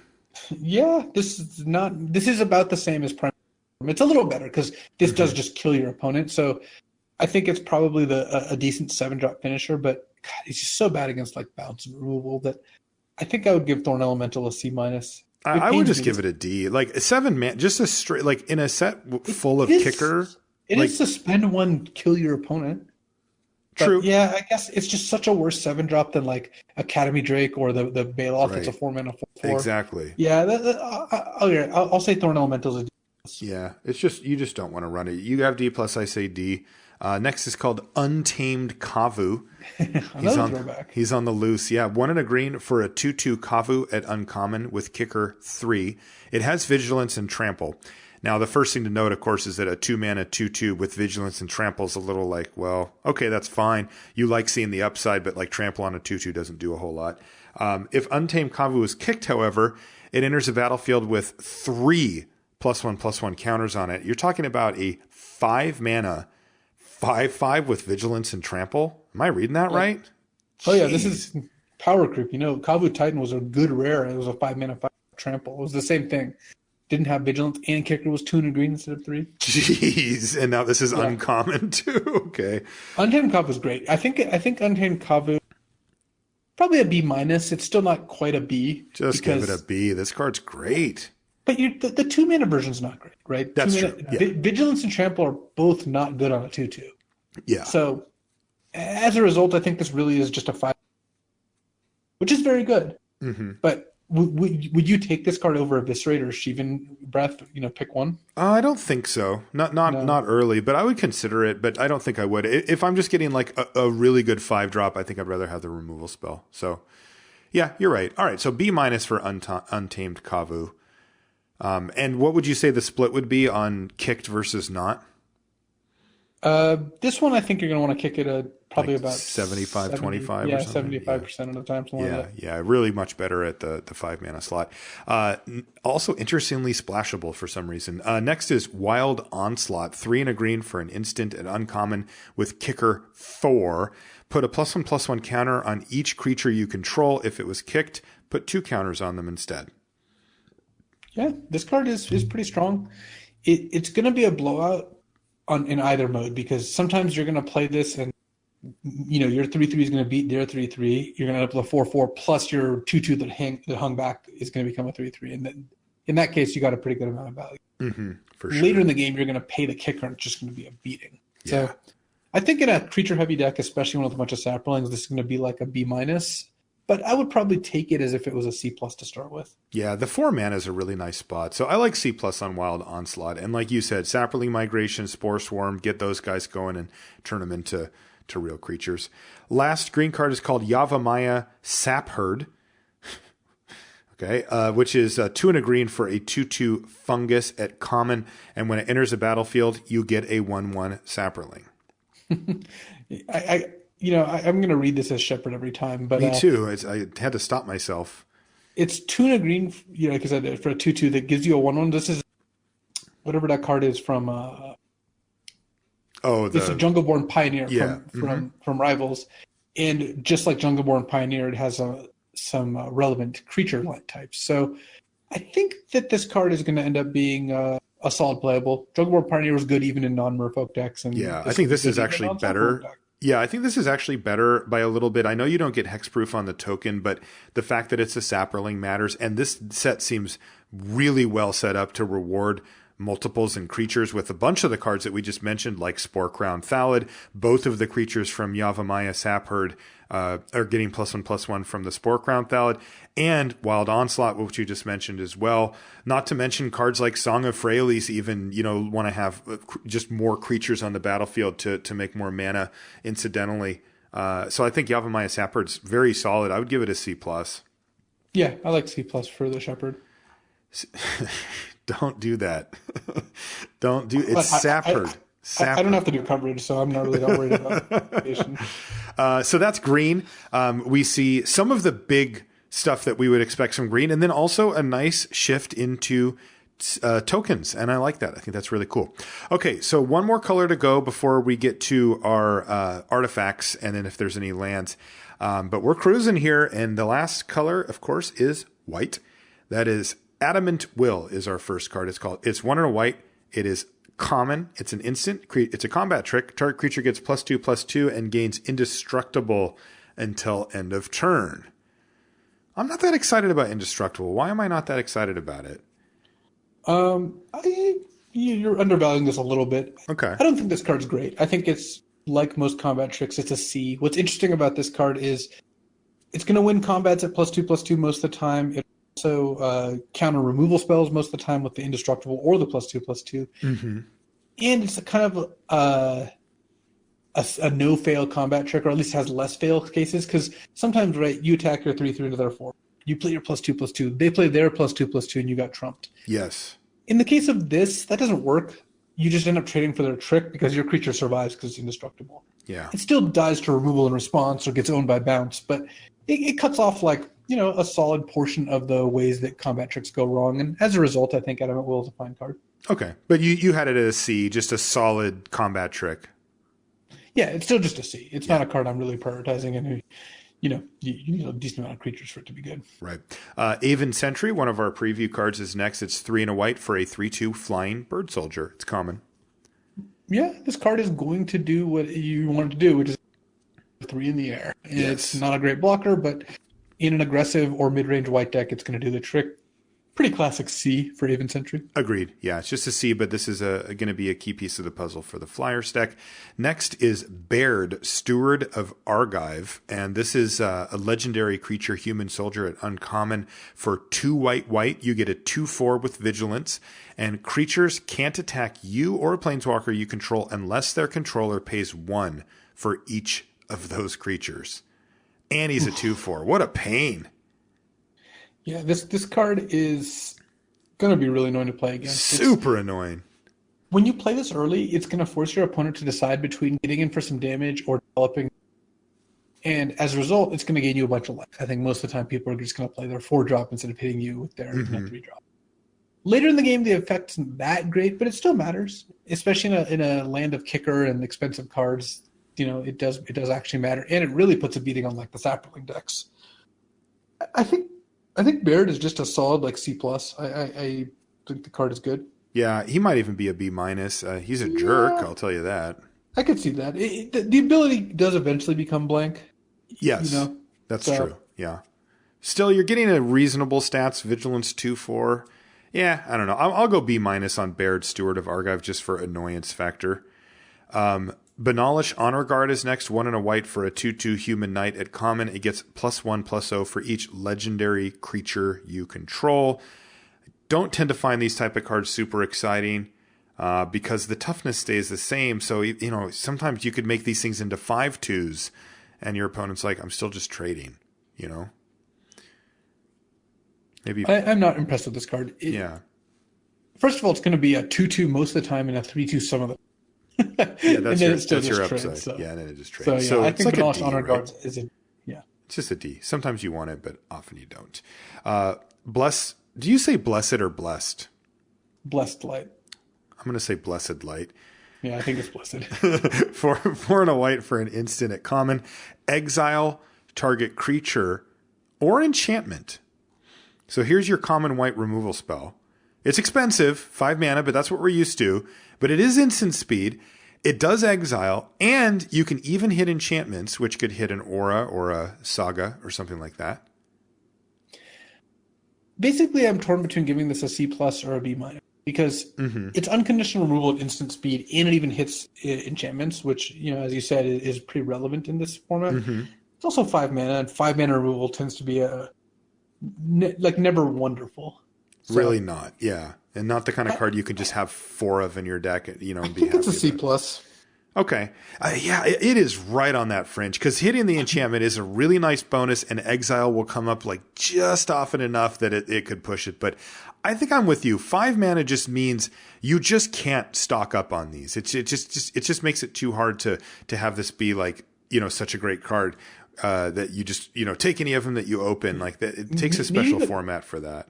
Maybe the first one's a B- and then becomes C+. Yeah, there you go. You broke it. That's exactly what it is. Blessed Light, B- for the first one, and then they go down a bit after that. Next is called Board the Weatherlight. It is one. Go ahead. 1 and a white for a sorcery uncommon. Look at the top 5 cards of your library. You may reveal a historic card from among them and put it in your hand with the rest on the bottom. This is a constructed card. It's not a card for limited. You're just not going to have enough historic cards to make this worth it. No. You would need 10 historic cards or more. And even then, what are you accomplishing, right? You might just hit a random artifact. Yeah, you're getting a little filtering. So Board the Weatherlight isn't be bored. You don't want to board that particular flight. All right, we'll give it an F. Next is Call the Cavalry. This one looks strong, and I don't think it's a reprint, but it's like a functional reprint. Maybe it's 3 and a white for a sorcery at common. It says create 2/2 white knight creature tokens with vigilance. Good stats. 4 mana for 2 2/2s, and even with a keyword. I like this card a lot. Do you like it C+ a lot? Or I like it B- a lot. I think it's a C+, but I think it's again on the borderline. You're going to take the first Blessed Light over a Call to Cavalry. That's true. That's a good point. It's also 4 mana. Yeah. Okay, sure. I'll go C+ on Call the Cavalry. I really like this card, though. I think it has a big impact on the board in the immediate sense, and I think you can really, it's somewhat vulnerable to removal. It's good when you're attacking because you can augment these creatures, and it's really good when you're blocking because you're just getting 4/4 out of it. So C+ for Call the Cavalry. You cool with that? C+. Okay. Charge, white mana, instant, common, creatures you control get +1/+1 until end of turn. I like when they use the really simple names. They wanted to put an exclamation point on this, right? Yeah, they probably should. There had to be a fight. Just annoying for a lot of reasons. Yeah, between some factions within Wizards, no, it has to say charge, but they couldn't get it done. Basically, this is good in a deck with a lot of creatures, which is not insightful analysis because this is a mass pump spell, but I think that it's not powerful enough to really be like, yeah, this is the payoff for going wide, but it's also cheap enough that if you have 16 or 17 creatures in your deck, this is just going to play fine. Like sometimes If you're it'll be aggressive, good. yeah. And sometimes it's only cost one. Sometimes you'll use this for your 2/2 to beat theirs on turn 3 and then play another 2/2. I think that's like the hidden mode on it, right? Like I was going to say the hidden mode is that you can do it on blocks, but the really hidden mode is that it can just be a combat trick, simply to win combat for one creature. Yeah, and I think Charge is going to end up being it's just a C, but it's fine. Yeah. Next one, I'm going to go Dominant Trapper. I don't know actually how to say it, but it's 2 and a white for a 3/2 human archer at common. And whenever you cast a historic spell, tap target creature an opponent controls. So, what does this do? It's an aggressive card that wants you to have, a bunch of mostly legendaries. Artifacts tend not to be super aggressive. And I guess sagas, sure. Yeah. I think this card's fine. It's a 3/2 that's going to tap one, maybe on a critical turn and maybe get a little bit of extra damage in. It's a little dangerous when you have this in play. Your opponent might leave back extra blockers, then you just don't use it that turn.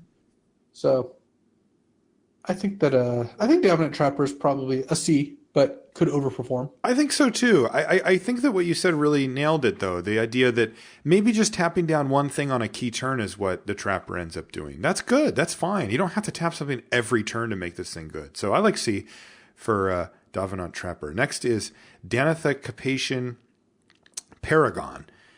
2 and a white for a 2/2 legendary human knight. She's uncommon. She has First Strike. She has Vigilance, and she has Lifelink. And aura and equipment spells you cast cost 1 less to cast. Boy, they are not messing around with these uncommons. No, and Danitha Capation is good even with 0 aura equipment in your deck. 2/2 First Strike, Vigilance, Lifelink is worth paying 3. That's definitely. Yes. And also, she is just waiting to have an aura or equipment attached, because then she's just unreal, right? Yeah. I mean, honestly, anything that makes her power higher just makes her ridiculous. Yeah, you get to, let's say you put +2/+1 menace on her. You hit for 4, gain 4. Yeah. So, and you can still block, yeah. I would give her a B-. I think she's just a strong first pick. Plus, she's legendary, which just helps with a lot of the cards in this color. Yeah, of course, she's historic and all that. So I like that. B- for, how did you say it? Danitha. No way. I think it's just Danitha, but I'll figure it out. Next is Dauntless Bodyguard. This is white for a 2/1 human knight at uncommon. As it enters the battlefield, choose another creature you control. You can sacrifice the bodyguard, and the chosen creature gains indestructible until end of turn. That is a cool design. Yeah, I think this is a really sweet design. It's super flavorful, and I think it'll play really well. Because if this isn't your opening hand, just play it on turn 1, get in there. Just start jamming. If you draw this later, just protect your biggest creature, your best creature, and that just is going to, I think, quite strong. So I love that. Yeah, I think Dauntless Bodyguard is a C+. Just a really good card all around. By the way, the bodyguard's the one in the background, right? Not the charging knight in the front. No, the bodyguard is the one in the front. The ruler is the one in the background. Oh, I see. That's somebody being protected. Some okay. noble. Love it. Yeah, this card's really cool that it plays well early and late. What grade did you give it? I think C+. Yeah, C+ for Dauntless Bodyguard. I don't think it's quite B-, but it's good. Yeah, agreed. C+ for Dauntless Bodyguard. Dub. What does Dub do? Well, you're supposed to put it on step links, but it's 2 and a white for an enchantment aura at common. It gives the creature +2/+2 first strike and is a knight in addition to its other types. So, well, I think we found our baseline aura here, right? For this Aura's deck that we've been hinting at this whole time. Yeah, I think it's not quite as scary as our Arcane Flash because Arcane Wings or whatever, because it doesn't give evasion. But it is more impactful if you need to get repeated hits in, like on a lifelink. I'd probably rather have this. It's also just on color. I mean, the blue stuff isn't. This is a red white deck. Yeah, and first strike also means you probably wouldn't. So Dub is good. I think it's a C. That's you're gonna put this on your 2/2, and your opponent's gonna have a removal or bounce blow. Yeah. And I'm just paying special attention to Dub and to the red one that I pointed out before as the go-to common ones for this deck. Because this looks like a deck. I mean, there's enough payoffs here that, you might want to do that. And if you do, I think you're going to want about as many dubs as you can get. Next is Excavation Elephant. I do love me an elephant. Hopefully this one's good. It's 4 and a white for a 3/5 elephant at common with a kicker cost of 1 and a white. When it enters the battlefield, if it was kicked, return target artifact card from your graveyard to your hand.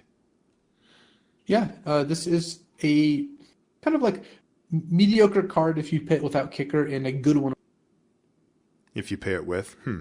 I don't think that I like that it's 7 mana and requires an artifact being How is that artifact actually getting in the graveyard, right? Yeah, it's kind of like 2 situational things at once. So I would probably give Excavation Elephant like a D+. I think so too. Yeah, it's a D or a D+. And, maybe you sideboard it in if you find that your artifacts are dying. What does Gideon's Reproach do? The same thing it did last time. It was Battle for Zendikar cards. 1 and a white. What does it still do? It's an instant at common, and it deals 4 damage to target attacking or blocking creature. Card's good. Yeah, it's fine. Mm-hmm. It's better in a mid-range or control deck because an aggro deck before you kill a creature, but you'll still play this in aggro. It's still a 2 mana kill a creature. I think it's a C+. I don't think it's anything special. Yeah, I agree. Gideon's Reproach gets a C+. It's a fine removal spell, but not great. Healing Grace.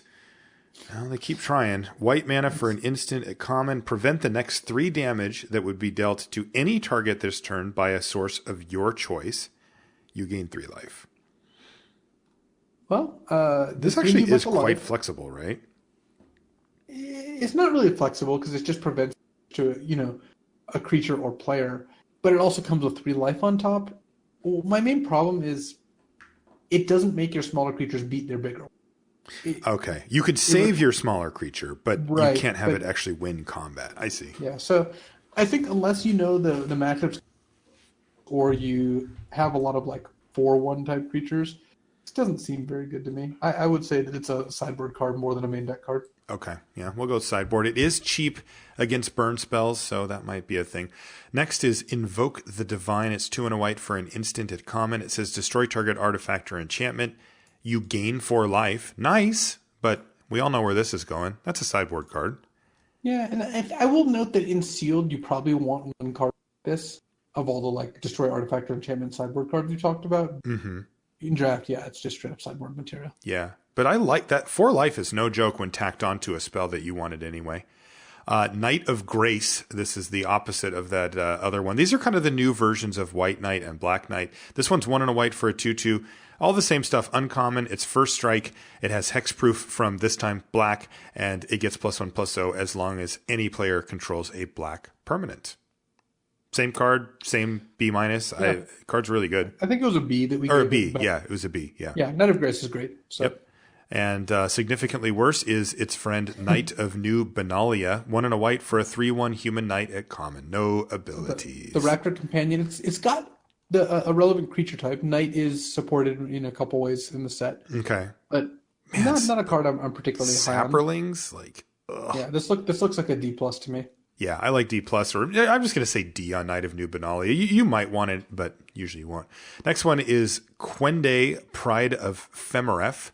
This is 3 and a white for a 2/2 human knight at uncommon, legendary. So again, that's going to trigger historic. Quende has double strike, and creatures you control with first strike have double strike. And this is a card you were mentioning earlier. The builder I was talking about. Yeah. It looks better than it would be in a normal set. There's kind of a lot of first, but I still don't think this card's that impressive because by itself it's not great. It's kind of like a 4 mana 4/2 pseudo 4/2. Though 2 of its first strike damage, so it's better against 2/2s or what have you. Yeah. I think this looks like a build around C+. I got to build around B here. I mean, look, there's a deck that clearly is looking to run equipment and auras as much as possible, and Quende is great for those. You throw anything that adds, say, 2 power to him in any capacity, and that thing is a nightmare to try to block and deal with. And you get this random extra ability that I don't know how important it is. I mean, it's good with Knight of Grace. Maybe there's some other cards that stand out, but Knight of Grace is uncommon. Quende's uncommon. So, I don't see a lot of like 3-powered first strikers at common, but I don't know. There's a lot of upside on this kind of thing. I would say build around B for Quende, Pride of Femref. All right. I'll still say C+, but I think it's fine. I'm ready to beat down. Mesa Unicorn, 1 and a white for a 2/2 with lifelink. It's common. So we have a Raptor Companion and now Bishop Soldier. Is it no longer a relevant creature type? This is going to play fine. I think it's Absolutely. a C+. I think so too. Good with auras, good with pump spells, also just good to play. Yeah, there's just not a lot to say about it. It's just a solid 2-drop, and you should play it most of the time. On Sarah's Wings is our next card. This was our best preview card, for sure, of the 5 that we got. 3 and a white for a legendary enchantment aura at uncommon. It's an enchant creature, and the creature is legendary, so if it wasn't already. And it gets +1/+1, has flying, vigilance, and lifelink. We loved this card when we previewed it, and I think I might love it more now. I think the card's going to be quite good. The legendary part is a real upside. There isn't the support for an auras deck, and there is a lot of bounce, I will say that, but there's also a couple hexproof creatures, which does make this more appealing. So I would give On Sarah's Wings a B-. I still don't think it's like super high. Okay, I'm just going to give it a B. I just think the upside is just too strong, and now that we know that there's an auras deck too, it's even better. Pegasus Courser, if you want to beat down, this can help out. 2 and a white for a 1/3 Pegasus at common with flying, and whenever it attacks, another target attacking creature gets flying until end of turn. Can potentially clear the way for a bunch of damage.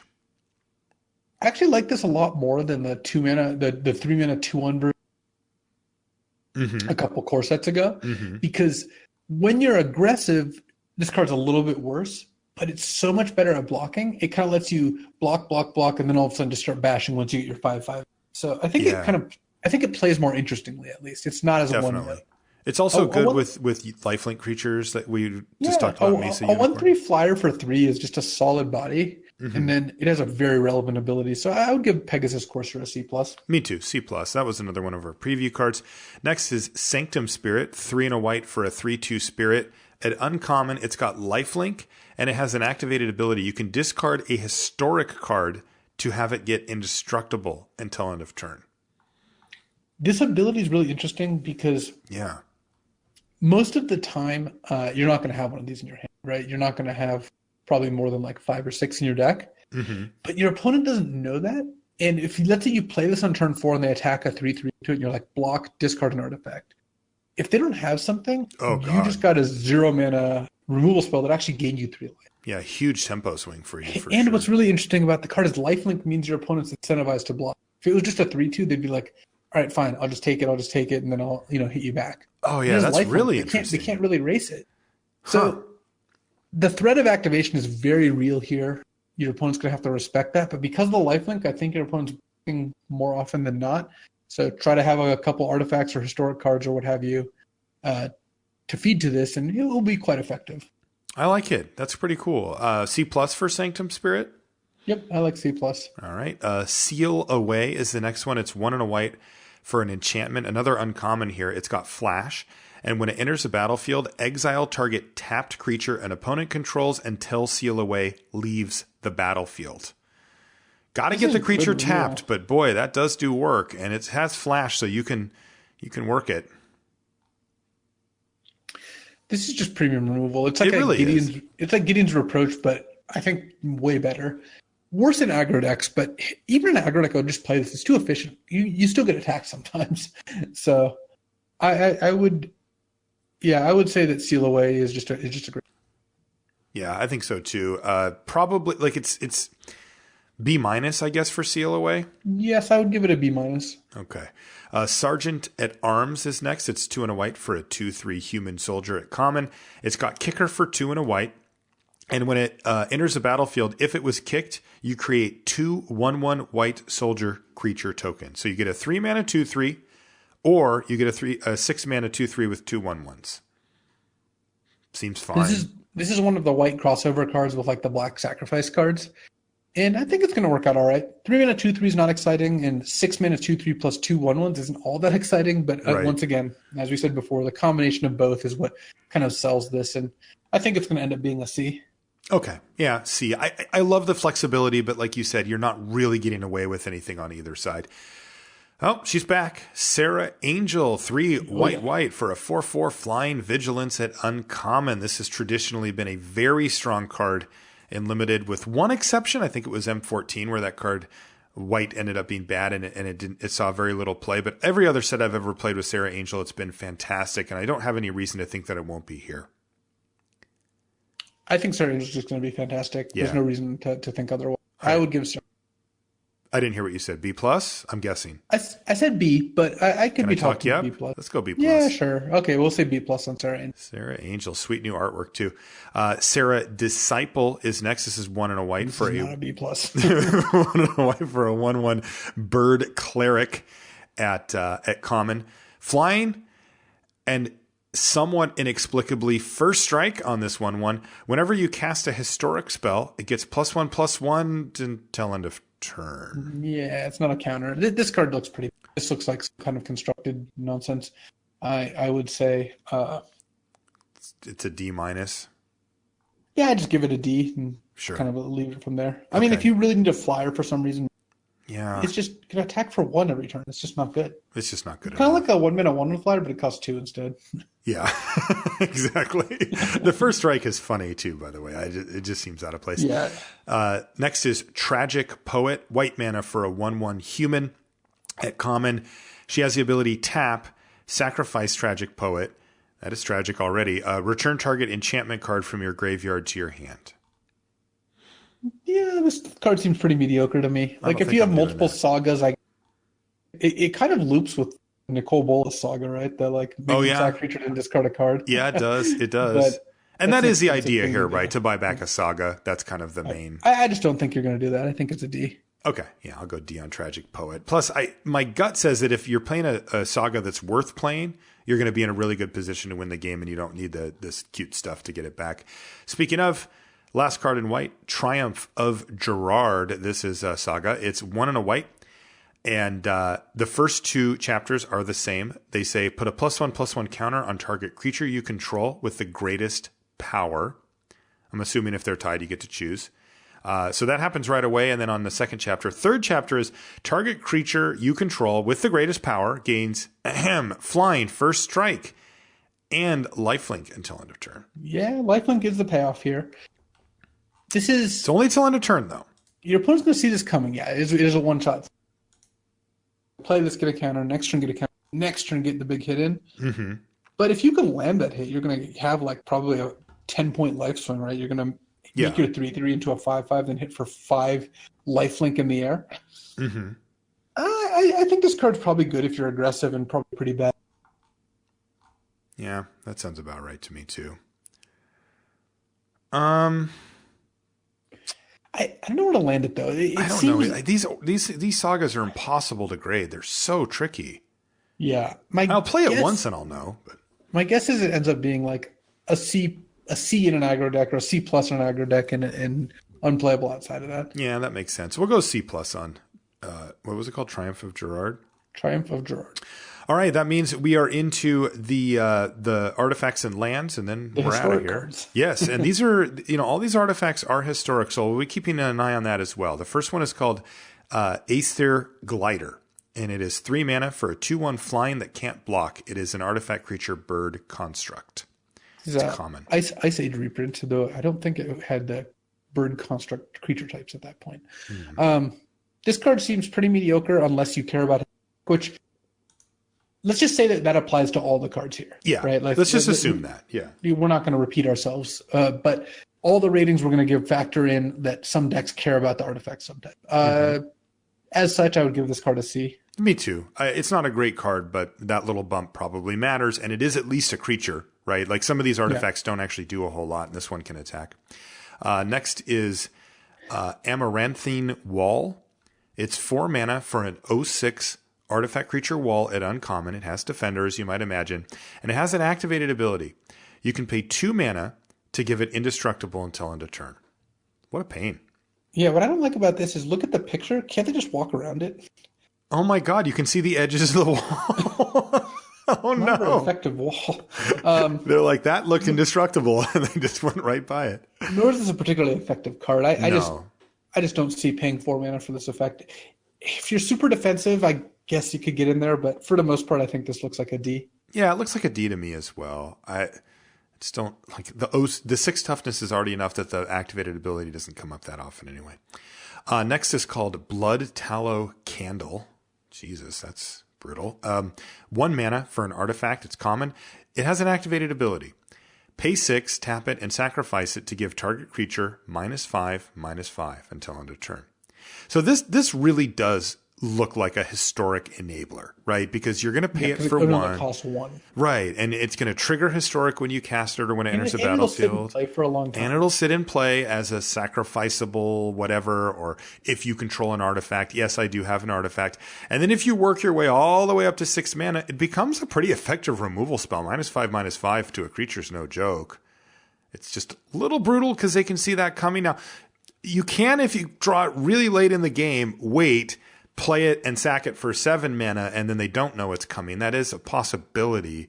But my gut says for that much mana, you probably really need it to be doing some historic stuff. Or you're not playing this unless you care about the type, and even then, I would probably give this like a C-. Yeah, I think so too. It's very, very slow, though I do appreciate that it at least does something. You mentioned this card earlier, Luis, Damping Sphere. What does this thing do? It's a 2 mana artifact. It's somehow uncommon. It says if a land is tapped for 2 or more mana, it produces colorless instead of any other type and amount. So poses Tron lands in Modern. And it says each spell a player casts costs 1 more to cast for each other spell that player has cast this turn. So let's just save ourselves the bother of interpreting all this and give it a flat F, because this is strictly a construction. Yeah, I'm assuming it's uncommon for card availability reasons. That's the only thing I can think of, because it is so weird. What about Guardians of Koilos? This is 5 mana for a 4/4 artifact creature construct, a common, and it enters the battlefield. You may return another historic permanent you control to its owner's hand. So 5 once mana, again, 4/4 buys back an artifact, legendary, or saga. So I guess the idea is to buy back a saga after 2, but that's also kind of what you don't want. The payoff's on the 3rd one. So this can free your legendary creatures, deep freezes, cards like that. I'm not really buying it. I'm not buying it either. Yeah, Guardians of Koilos. I think so too. D for Guardians of Koilos. I'm not picking up what that thing's putting down. What about Howling Golem? I like this card. This is a 3 mana 2/3 golem at uncommon. Whenever it attacks or blocks, each player draws a card. It's like Howling Mine that stood up and started attacking. Legs. Yeah. So I don't think the card's actually good. I think it's underrated in that it's a 3 mana 2. The ability is symmetrical. It's slightly better than that because you have total control over when it happens. Mm-hmm. So, like, if you're missing land drops, you can use it. Or if your opponent is, sitting there and it has a deck with more expensive cards than you, maybe you don't have extra cards because you're going to deploy yours faster or whatever. Mm-hmm. That says it's just pretty mediocre. This looks like a D to me also. It does to me too. I mean, I like the idea of creatures that can trigger historic, but this one feels very tricky where there's spots where you might not even want to put this thing into combat, and that's kind of defeats the purpose. Good in a beatdown deck where like each player drawing an extra card every turn is better when all your 2. Mm-hmm. But it's a 3 mana 2/3. Beatdown decks don't really want it. So no, I think Howling Golem gets a D. This next card does not though. Oh, it's Manipulator. Back. Reprint from Alpha, 4 mana artifact and uncommon, 1 tap target artifact, creature, or land. This just gets an unconditional A. Definitely. What this does is it locks down their best card the entire game. Yep. So as the definition of best card changes, it adapts to whatever the new best card is. So it locks down their 3/3 until they have a 4/4, until they have a 6/6, etc. Yep. Can also mess with their lands.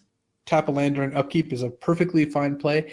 And you can do the double tap thing where end of turn you tap a creature, you untap, tap another creature, and get an attack. So this card's obscenely powerful, really annoying to play again. And it's colorless too. It's got to be one of the best first picks in the entire set. Yeah, that's the only thing I don't like about it. Yeah, I love the card. I love seeing it here. I think this is a bold but cool move. But feel like it's just such an easy first pick that it kind of makes it a non-decision, like there's going to be so few cards that you'll actually take over it because it's colorless. But anyway, whatever. It's exciting and cool, and it gets an A.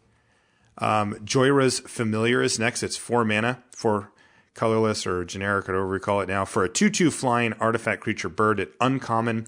Historic spells you cast cost 1 less to cast. 4 mana 2/2 flyer that makes some stuff cheaper. Buy this. It's just 4 mana, which is expensive for ramp, and this is going to ramp 5 or 6 cards in your deck, which is not great. It is a 2/2 flyer, which I guess is cool, but see, this is part of why I'm skeptical about the whole historic thing. We've already gone through like half the artifacts, a little less than half, and none of them are good. And looking at the rest, not that many are good either. Yeah, you really need to be getting the big payoffs for running these cards, and I don't know if they're going to be there. Yeah, so I would give Joyra's Familiar a D+, and just don't really have that high of hopes for it. Yeah, I'll go C- on it, but whatever, it's not very good. All right, our first equipment. Now, this is important because there is that red-white deck that looks very equipment and aura-centric. So how good these equipment are going to matter a lot to how good that archetype is. Jousting Lance is 2 mana for an equipment at common. The equipped creature gets +2/+0. I like that. As long as it's your turn, equipped creature has first strike. Wow. And this is, of course, the important part. How much does it cost to equip? It's 3, which is a little on the pricey side. But still, this is really good. I love the flavor of this. When you're charging, the Lance gives you first strike. Oh, that's great. Yeah, that's I also fantastic. think this is going to play pretty well, where it's going to be a beating if you're attacking, but it's not very good on defense, and it's expensive enough that if your opponent does deal with the creature, then you are set back a bit. I think in the red-white equipment deck, this is going to be a potent threat. It's going to be like a B-. Yeah. I think in the average aggressive deck, it's going to be closer to a C+. So I would probably give it a C+ on balance, but it is a good card. I will too. And I think that deck really wants it. And I mean, I think on 2 different cards, hey, if you can get the power up on this thing, it really does good work. And Jousting Lance does that. Plus that art is fantastic. That is awesome. The little ripple effect in the background is really good. Yeah, really great. Next up, we've got Juggernaut. Hey, another reprint. Another classic reprint. 4 mana, 5/3. It's an artifact creature, Juggernaut, at uncommon. It attacks each combat of Fable and can't be blocked by walls. This card's been good every time we've seen it. Every single time. It's got reprinted in, I know, original mirrored in. Yeah, it was also in M11 and M15. Okay, yeah. This card is, I think, a pretty classic B-, just a good stat line. There's actually even a couple walls in the set, which kind of, gets around the Amaranthine wall. Mm-hmm. And because it has to attack, your opponent's going to run right into combat tricks. It's perfect. Yeah. And in your worst case, it trades off, and in your best case, they don't come up with an answer for it, and it completely takes over the game for just 4 colorless mana in any deck. I remember in those core sets, you would play this in any deck too. Like even your control decks, you're just like, here, Juggernaut, deal with this. The thing is, it just does too much damage. They have to. Yeah, they have to trade off. It forces the issue. And again, the times when they can't trade, you win. So yeah, I still don't think it's quite like premium removal level, but it say again. I still don't think it's quite the level of premium removal, but it is good. Okay. So I would give Juggernaut a B-. Okay, I like that. Next is Navigator's Compass, which is 1 mana for an artifact at common. When it enters the battlefield, you gain 3 life. This looks like another historic enabler. Tap it. Until end of turn, target land you control becomes the basic land type of your choice in addition to its other types. This card is a trap. It does not add extra mana. It just fixes your color. So this is, I think, on my list of the card most frequently played. Yeah, because it looks like it just does don't something. Understand. Yeah, it really does not. I would like to give it an F, even though realistically it's like a D. Where if you have a turbo historic deck, maybe you want this card. Yeah, I'm just gonna call it an F and just say navigate away. Do not play this card. Right. Yeah. Go the other direction. Pardic Wanderer. This is a cool one. Super simple. 6 mana, 5/5 trample artifact creature golem at common. And again, this is just pushing that boundary on, okay, you want historic cards? You want them to affect the battlefield? This is what you're going to have to pay. You're going to have to pay 6 mana for a 5/5 with trample. Not a great deal. Pretty bad. And so I think it gets a D+, and then some decks are going to want it to a C-. Yeah. Next one is Power Stone Shard, which is 3 mana for an artifact at common, and it taps to add colorless for each artifact you control named Power Stone Shard. So at least one, and then sometimes you can turbo them out to maybe pay a bunch of mana for an expensive kicker or something along those lines. Oh, I will be trying to draft the quad Power Stone Shard, play Slim Voda, the 10-drop Leviathan thing. Oh, man, I know you are. Realistically, this card is not very good. No. I mean, it can power up Historic and ramp your mana at the same time, so but for the most part, this is pretty bad. I think it's, again, like a D+. So I'm really not feeling this Historic theme right now. Yeah, the problem is that we're supposed to be getting a big benefit, but the cards we're playing to get it are really subpar, and so if we're not getting that huge payoff, our deck is suffering. There's not that many cards that give you a huge benefit for having Historic cards here. Yeah. A 2-mana 1/1 flyer that gets +1 until return? Is this our big finish? Right, that's it. Yeah, first striker. Shield of the Realm is next. This sounds like an equipment on the defensive side. 2 mana for, yes, an equipment. If a source would deal damage to equipped creature, prevent 2 of that damage. Hey, that's a clean design at least. It's a shield, right? It prevents damage. The equip cost is nice too. It's 1. This is far from a clean design. Oh, you don't like this design? No, I think that this is the kind of onboard trick that is really unpleasant to play against. Oh, I see what you're saying. I just meant flavor-wise, like it's a shield. Flavor-wise, protects it you. makes sense. Yeah, but imagine you equip this on a 4/4 and you attack and a 3/3 and a 2/2, will that kill it? No. Well, if I block with a 4/4 and a 3/3, will that kill it? Also no. So it's preventing 2 from each source. Yeah. So that's really annoying. It's a bit annoying to calculate. And the good news is it's not very good. I also agree with that. I think Shield of the Realm is. My guess is it's like all these cards. It's like a D+, and if you're getting paid off, deck, sure, play them. It's not the end of the world, but it's really not that exciting. Yeah, it's really not. And again, there's a few payoffs for it. But what about Short Sword? I like this one a little more. It's a 1 mana artifact equipment. Equipped creature gets +1/+1 and equips 1. It's a common. Now that's a card. Yeah, Leonin Scimitar. Mm-hmm. It's cheap enough and effective enough that I think it's fine to play this card. This is a card I will accept to enable my Historic, triggers. Yeah, but primarily I'm looking at this in the red-white deck because this thing is easy to get onto any of those creatures, and if you have enough of those payoffs, this is a card you don't mind playing anyway, and it makes those cards absurd.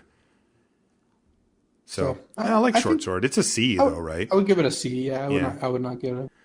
This next guy's kind of cool. Skittering Surveyor. He's just like legs with a lens. It's 3 mana for a 1/2 at common, so not great. Artifact creature construct. When it enters the battlefield, you may search your library for a basic land card, reveal it, put it in your hand, and then shuffle your library. I'm kind of a sucker for cards like this. What do you make of it? Great. Mm-hmm. I would always play this card. I'd have to be really aggressive to play this card because it's a 3 mana 1/2 that draws you a land. Yeah. Fixer colors. It's a 2-for-1. Yes. I will enable Historic this way. Definitely. I'm not going nuts. I think this card's a C+, but I agree. I think it is very good. Yeah, I do too. Sorcerer's Wand. This is 1 mana for an equipment. This one's uncommon. The equip cost is 3, so I'm just going to put that out there up front. It's expensive, but this is what it does. Equipped creature has tap. This creature deals 1 damage to target player or planeswalker. If this creature is a wizard, it deals 2 damage to that player or planeswalker instead. Players. Yeah, this does not hit creatures. This is a throwback to a Lavamancer skill from Onslaught, but that could hit creatures. So, yeah. I think I don't like it. I think this card is a decent finisher in a really aggressive Wizards deck. Because imagine you hit them, they stabilize at like 8, and you play this, they're dead really fast. Oh, they're really dead. Yeah. Like, you play this, put it on a wizard, say go. End of your turn, you hit them for 2. You untap, shoot them for 2, pay 3, move to another wisdom, shoot them for 2. Yep. Like, that gets them dead really quickly. So really quickly. It's a build around, but specifically in an aggressive Wizards deck, I actually think the card's like a B. Okay. That's interesting. So build around B- for Wizards. Yeah. 2 to 4 unblockable damage a turn, which, again, you have to be aggressive and have a lot of Wizards, but if you meet conditions, that's good. All right, let's go to Sparring Construct. It's 1 mana for a 1/1 artifact creature construct at common. And when Sparring Construct dies, put a +1/+1 counter on target creature you control. Man, how low are you willing to go for those historic bonuses? Because really this is just terrible. This is bad. It's another D. It's another card you just don't want in your deck, and maybe there's enough situations. Yeah, it's bad.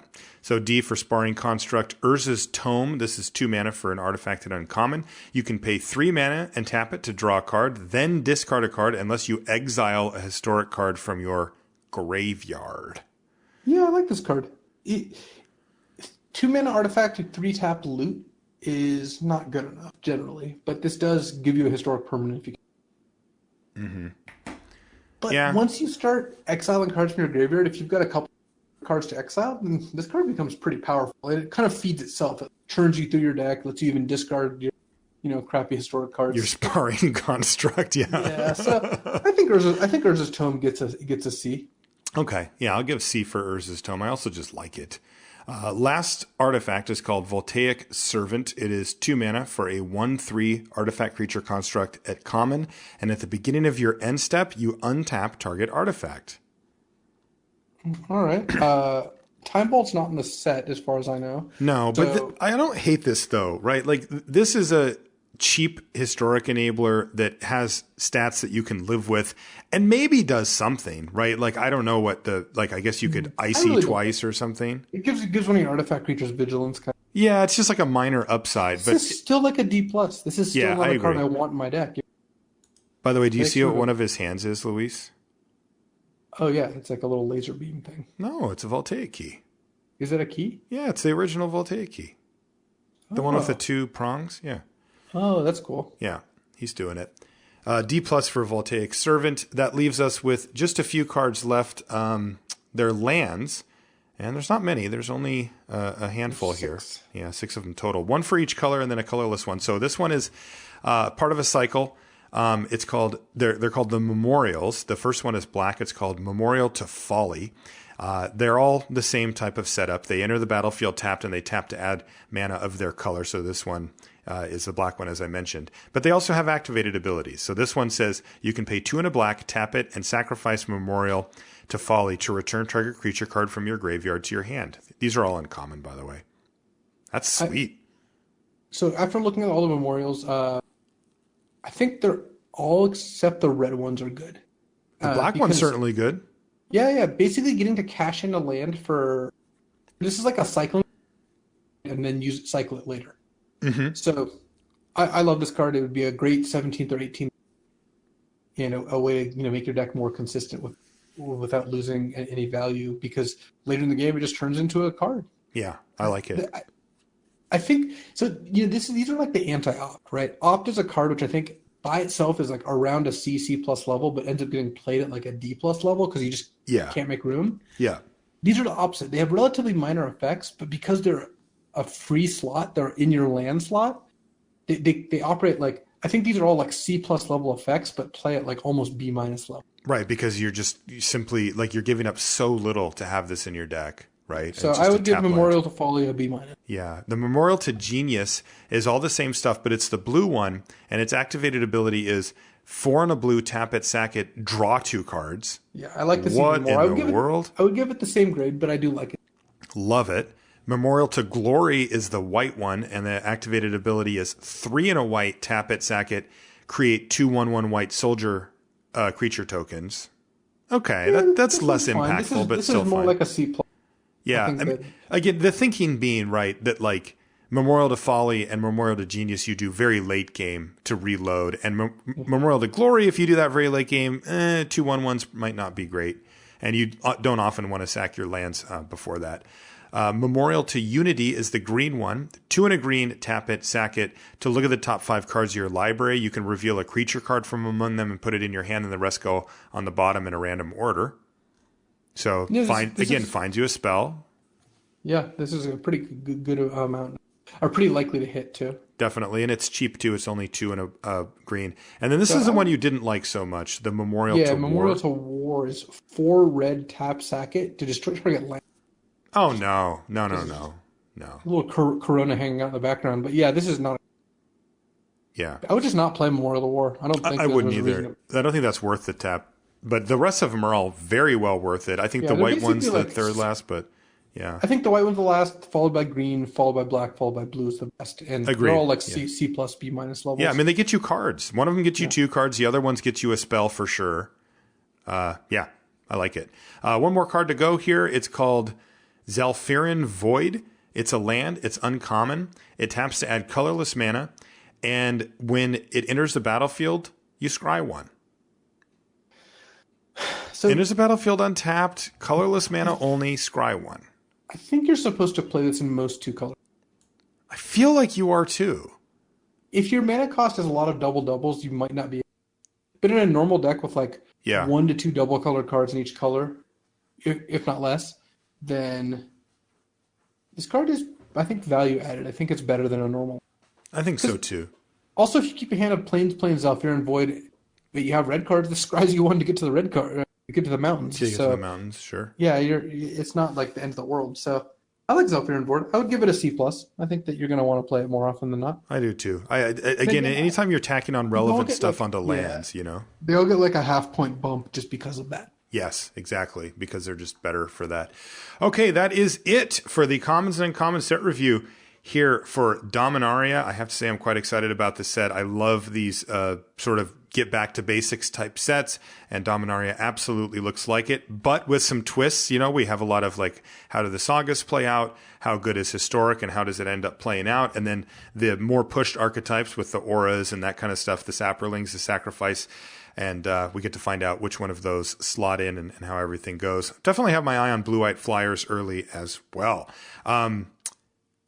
That is going to do it for this episode of the podcast. I want to remind you that the show is brought to you by channelfireball.com. So if you want to pre-order and or order your Dominaria, you can do so right now at channelfireball.com. While you're there, you can check out all the free content. And don't forget, if you've got a pile of cards, like maybe you go to your pre-release, you do a couple of them, and you end up with a stack of rares that you're not going to use, you can sell those back to Channel Fireball. They're going to give you 30% trade-in bonus that you can use for more packs of Dominaria singles that you need, supplies, whatever it is that you want, limited resources, deck boxes, and sleeves. It's all there at channelfireball.com. If you want to find us on social media, it's easy. I'm Marshall_LR and Luis is LSV. We're always around. We love seeing all the pictures and reactions and stuff from the pre-releases. We get bombarded with them every time, and we love every minute of it. So keep those coming. We love seeing the nonsense that you guys put together when you go out to your pre-releases. That is going to do it for this one. Next week, we've got the rares and mythic rares. We'll see you then. So I had the pleasure of turning on the Grand Prix in the finals, and I watched Matt Nass playing Kirk Clan Ironworks defeat an Amulet Bloom deck. But one of the crucial plays in the last game was Rurkthar's 6-mana 6/6 that punches anyone who plays a non-creature spell for 6. It actually has must attack. Yes. Which is a little used clause on the card. And Matt Nass, whose deck could not beat the card otherwise, double block with 2 copies of Scrap Trawler to defeat Rurkthar, because they're both Scrap Trawlers are 3/2, and then combo off the next turn. I was wondering, if you had to evaluate Scrap Trawler in like a review, what would you give it? Scrappy T? Yeah. Like in a limited review, I'd probably give it like a C-ish. So this is a 3-mana 3/2, and it says, whenever Scrap Trawler or another artifact you control is put into a return to your hand, target artifact card in your graveyard with a lesser converted mana. Mm-hmm.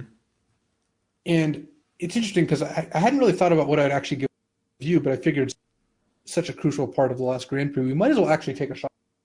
Okay. What do you want to do? You want to grade it? Yeah, we should grade it. I don't believe we've ever done that. No, I've never done that. I don't know. What would you give it? I think Scrap Trawler, in the set where it showed up, which is Ether Revolt, doesn't have a ton of other artifacts. So yeah, my guess is because it's a 3-mana 3/2, the floor is still pretty high. I would give Scrap Trawler like a C-, though you can draft your deck. There's enough cheap cards to power Improvise that maybe you get a little bit better, and you can reach to like a C to C+ with Scrap Trawler. Yeah, that's probably what I would give it to.